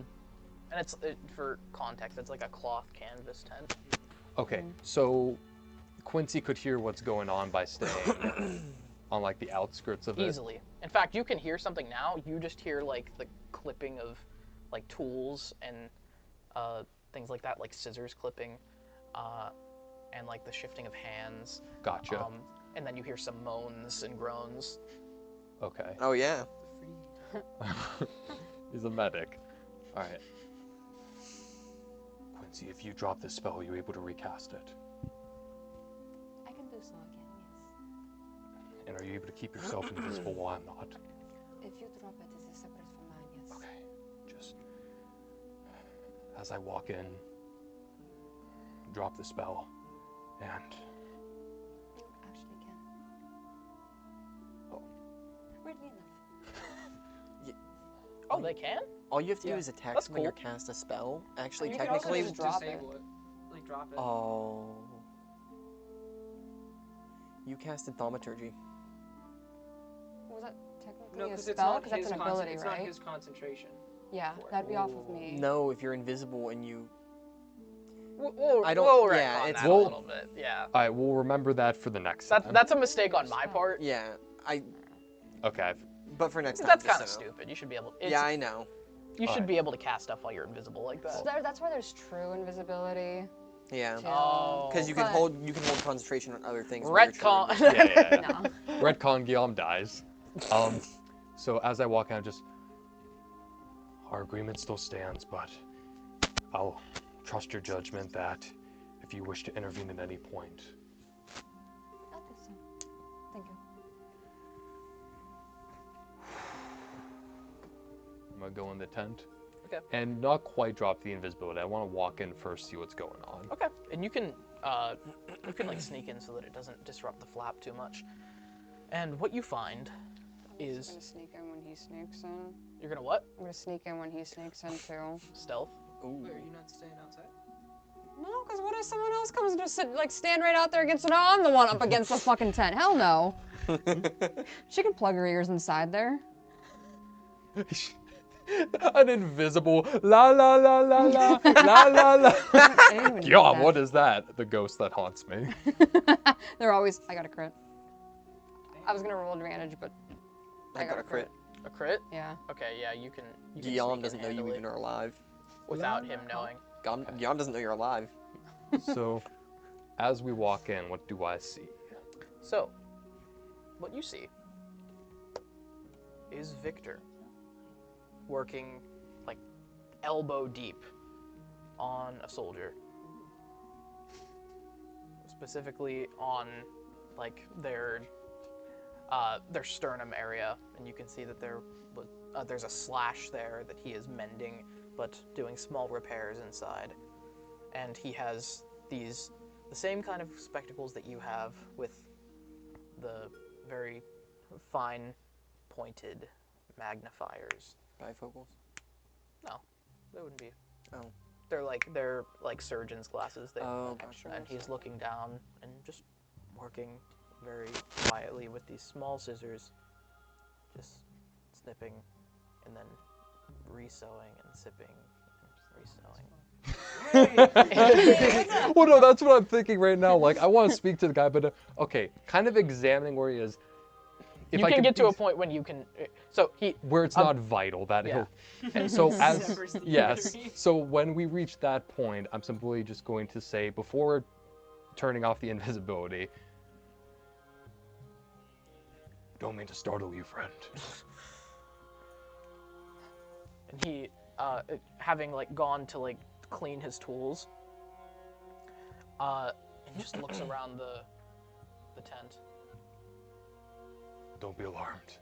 And as I release the invisibility, Before you even do that, what, does he have a gun? Vamenda. Guillaume. Guillaume. I'm sorry, I just realized I could fuck with him and just be like, I'm a ghost! Ooh! It goes to I'm Vamander's not past. going to do that, but God, I want to so badly. Okay, sorry. Realistically, still talk to him. The And ghost of he's Claire's like past. up against one of the the cabinets that he has, like just looking around. I'm gonna turn off the invisibility. 04. Eyes of water she holds, Guillaume. What are you doing here? I could ask you the same question, old friend.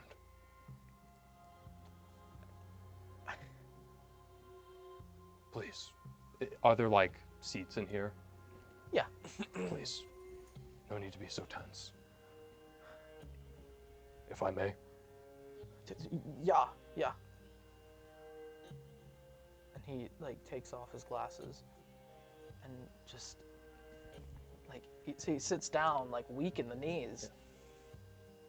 I'm And very just- much alive, if that's what you're coming to terms with. But you are on the front line. Yes. And I was under the impression that our entire contingent was buried beneath snow and ice in Farnard. And here you are. Marrow, he kept me as his private surgeon. Just in case. He knew you wouldn't approve, so he waited until you left.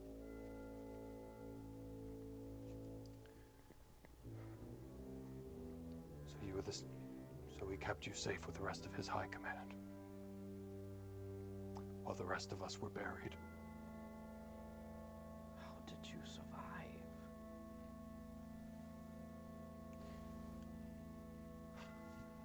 To tell you the truth, I've been pondering that myself for the last couple months. Me and Augustus went up there to some last, final, desperate plea for peace, but as we were making Is our he way... here as well? I swear against like Augustus. Victor. He's gone. They all are. Left better. Of course. Where have you been? It's been almost 2 months. Yes. I've been trying to make my way back to Rochador, to the Tranquil Prees, to at the very least give a report of what happened at Farnard, but my travels had led me here to Mortisgard, where, as you can see, the NRO have been bombarding the city for the past 4 weeks. What do they have you here for? I mean, medical staff, of course, but why here? And he looks around as if the walls have ears. Just. Man, that's crazy. And he looks around. I've been with Marrow the entire time. He's sick. What? With what? What do you... Leber's disease. And you know this disease. It's like multiple sclerosis, seizures, just very weak physically, coughing up blood. He's still the same man, but not well. I give him 5 years at the most. A man like that can do a lot of damage in 5 years. What? So you have been in Mortisgard, you said? Yes. I've been traveling with a small company of survivors. The terrorists.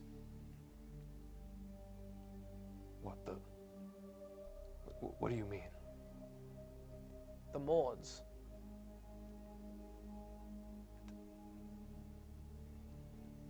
The citizens of Mortisgard. They are citizens of a place that doesn't exist. Because the NRO has annihilated it. Flattened it. Bombarded every man, woman, and child in the Crooner's Quarter. And you can tell that he's not listening. What would be better? The Combine has control of everything? Don't be condescending to me, Victor. Yes, I am fully aware the Combine are no saints themselves. Listen. I know that you didn't come here to debate politics. But why are you here? It's not for me, I know that for sure. I can tell you're surprised to find me here. I'm here for my own purposes. There's a young man, ex-NRO. Ex? A deserter? Yes. I simply wish... I simply wish to find him and leave. That is all I am here for. Well, I can tell you that they don't waste cells on deserters here. This one is different. I know Boris wants him alive. But I can assure you he does not want Boris alive. That's why I believe he came here in the first place, by himself. What are you talking about? And he straightens his back. He's just a young... Did you come here to kill him? What? No, like I told you, I'm here to just extract the boy, that's all. After he kills him? I'm here to stop him from doing that. He would only get killed in the process. Victor, you know me, you know I am not out for blood. I'm here to preserve life, the same as I always have. Same as we always have. I don't think we know each other anymore. And then as he says that, and all of you see this, a blinding flare fires from the tree line off to the west of you two. It's so bright and white that it pierces through the cloth. Declan, who had the binoculars, just shirks back. And you squint. And that is when, through this light, so much is illuminated. The entire camp looks up. And right beneath the gun, there he is. Marrow and Venric and his personal guard, surrounded by 2,000 Persiators. And then, in the confusion of this illumination, from the tree line beside you, ripping into the tent and blowing pieces of Marrow's guards away, and they all hit the ground. Bullets tear through the tents. And everything is set in commotion. And the shots continue to rattle off. Declan, I assume, is part of this. It's Pierre. Oh, yeah. He's on No. the same side of us on the tree line? Yeah, he found this out earlier. Remember? That's where we were The going needle towards, right? pointed to the Yeah. right. Yeah, he's in the tree line Yeah. Wait, waiting. he's on the western side of the tree line. Yes. Yeah, Oh, with well, the to the you, west. Yeah. you planted the idea in my head that he pitched his weapon, and I kind of just took that like, yeah, that sounds right. Oh my. That's what I thought we were going over to first. And And then going screams as- and sirens in this blinding white light. Is the tent I'm in still intact? Yes, but Victor hits the ground, and soon enough, there are soldiers tearing through the walls, like pulling up the tent stakes to get in and protect him. And they find you. And immediately just manhandle you into custody. And dex save. Oh no. I'm talking they flood this place. Yeah. Just so you know, if you had shot that gun, it would have done 48 damage. Oh. Oh, I sent Dom a message when you left with it that there was a forceful round in it. 4. Oh. 4? 4? It went from a 19 to a 4. Okay, so you, as they erupt through, you dive through the back doors to get out of the way. Guillaume, you're taken. Yeah. Uh, No. There's nothing I'm doing. There's nothing you can do. And they actually crush Victor's glasses as they break in as he's fallen to the floor. And Quincy, you fall through the tents, and basically this one of them sees this and throws open the tent, and Can we see this? you can see the impact of the mud from her falling and this guy throwing open the tent and pulling out a pistol. He doesn't see you, you're still invisible, Yeah. but he's about to just shoot in that general direction. Can I just... Well, Declan's next to me, right? Yep. Declan hasn't done anything? Nope, You you can tell him to. I'll just go, Declan, and then point at that guy. And then he says, Paulie, no, we already used Paulie. He says, Paul, and Paul takes his rifle and blows a hole through this guy that just spurts his blood all over you and the guys around you, and he just falls back, and this gives you a chance to escape. Okay. But you can see Guillaume being taken. Can I see y'all being taken?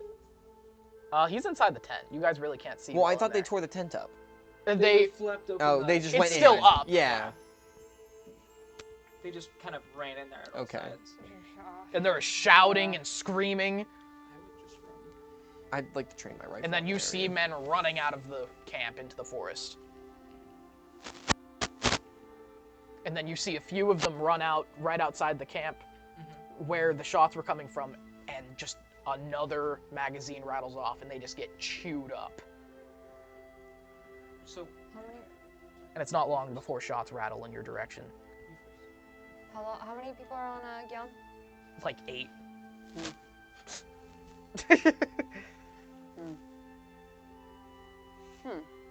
Don't try too hard. I'm not here next week. Okay.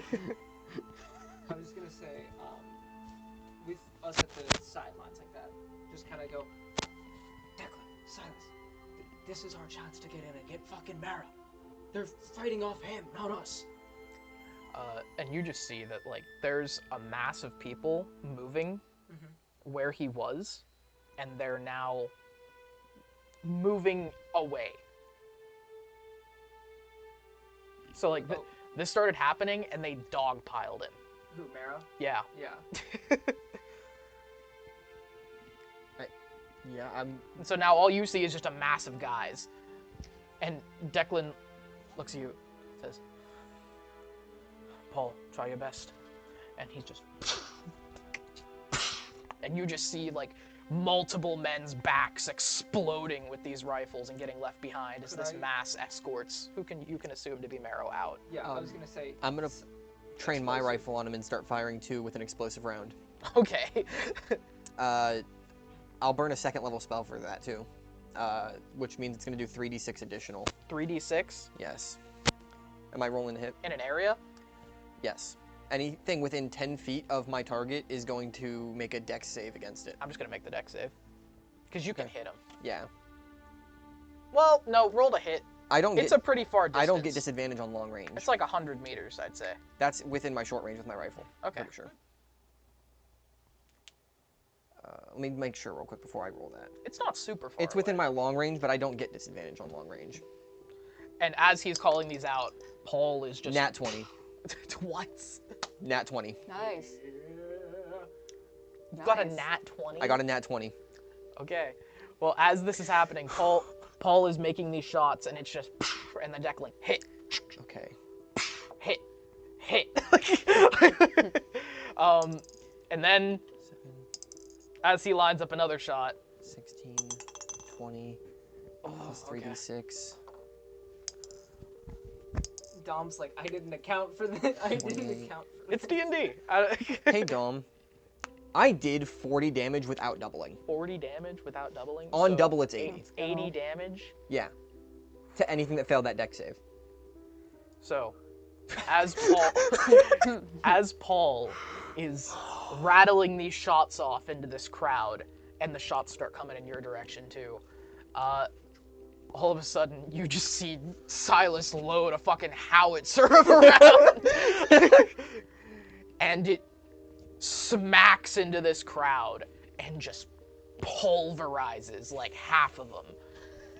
Like a stick of dynamite thrown in the center of them. How close away is the crowd from me?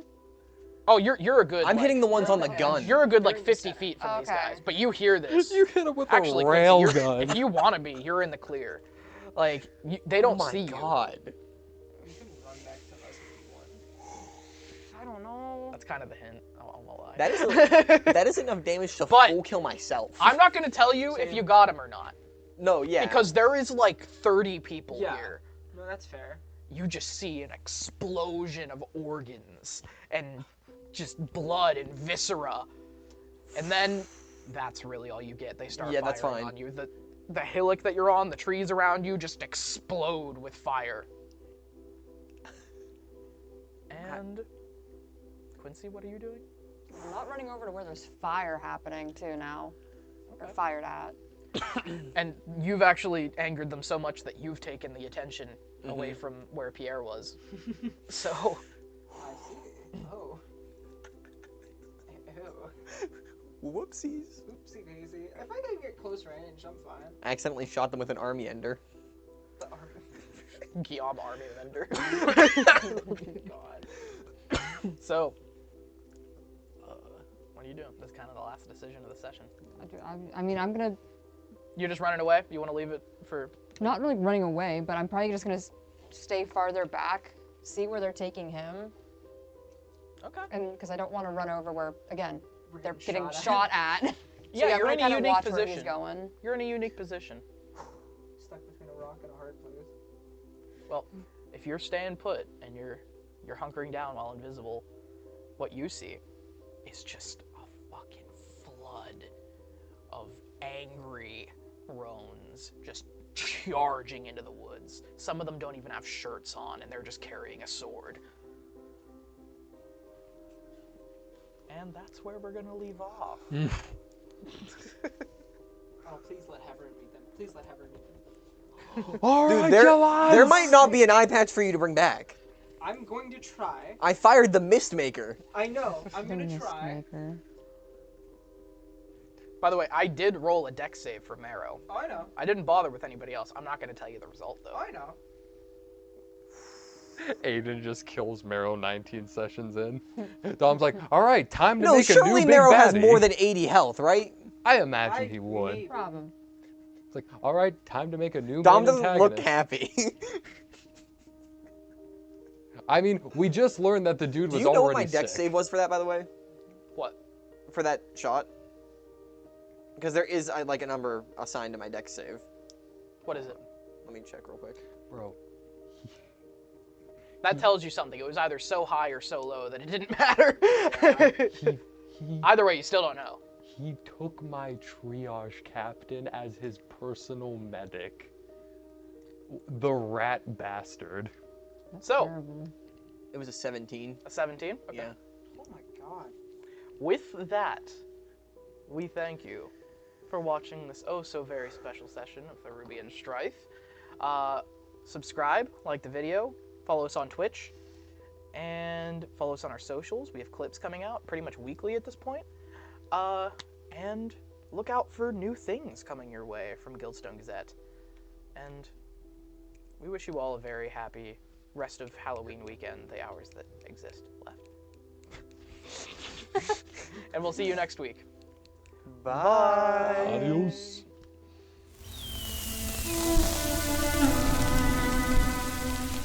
Thank you.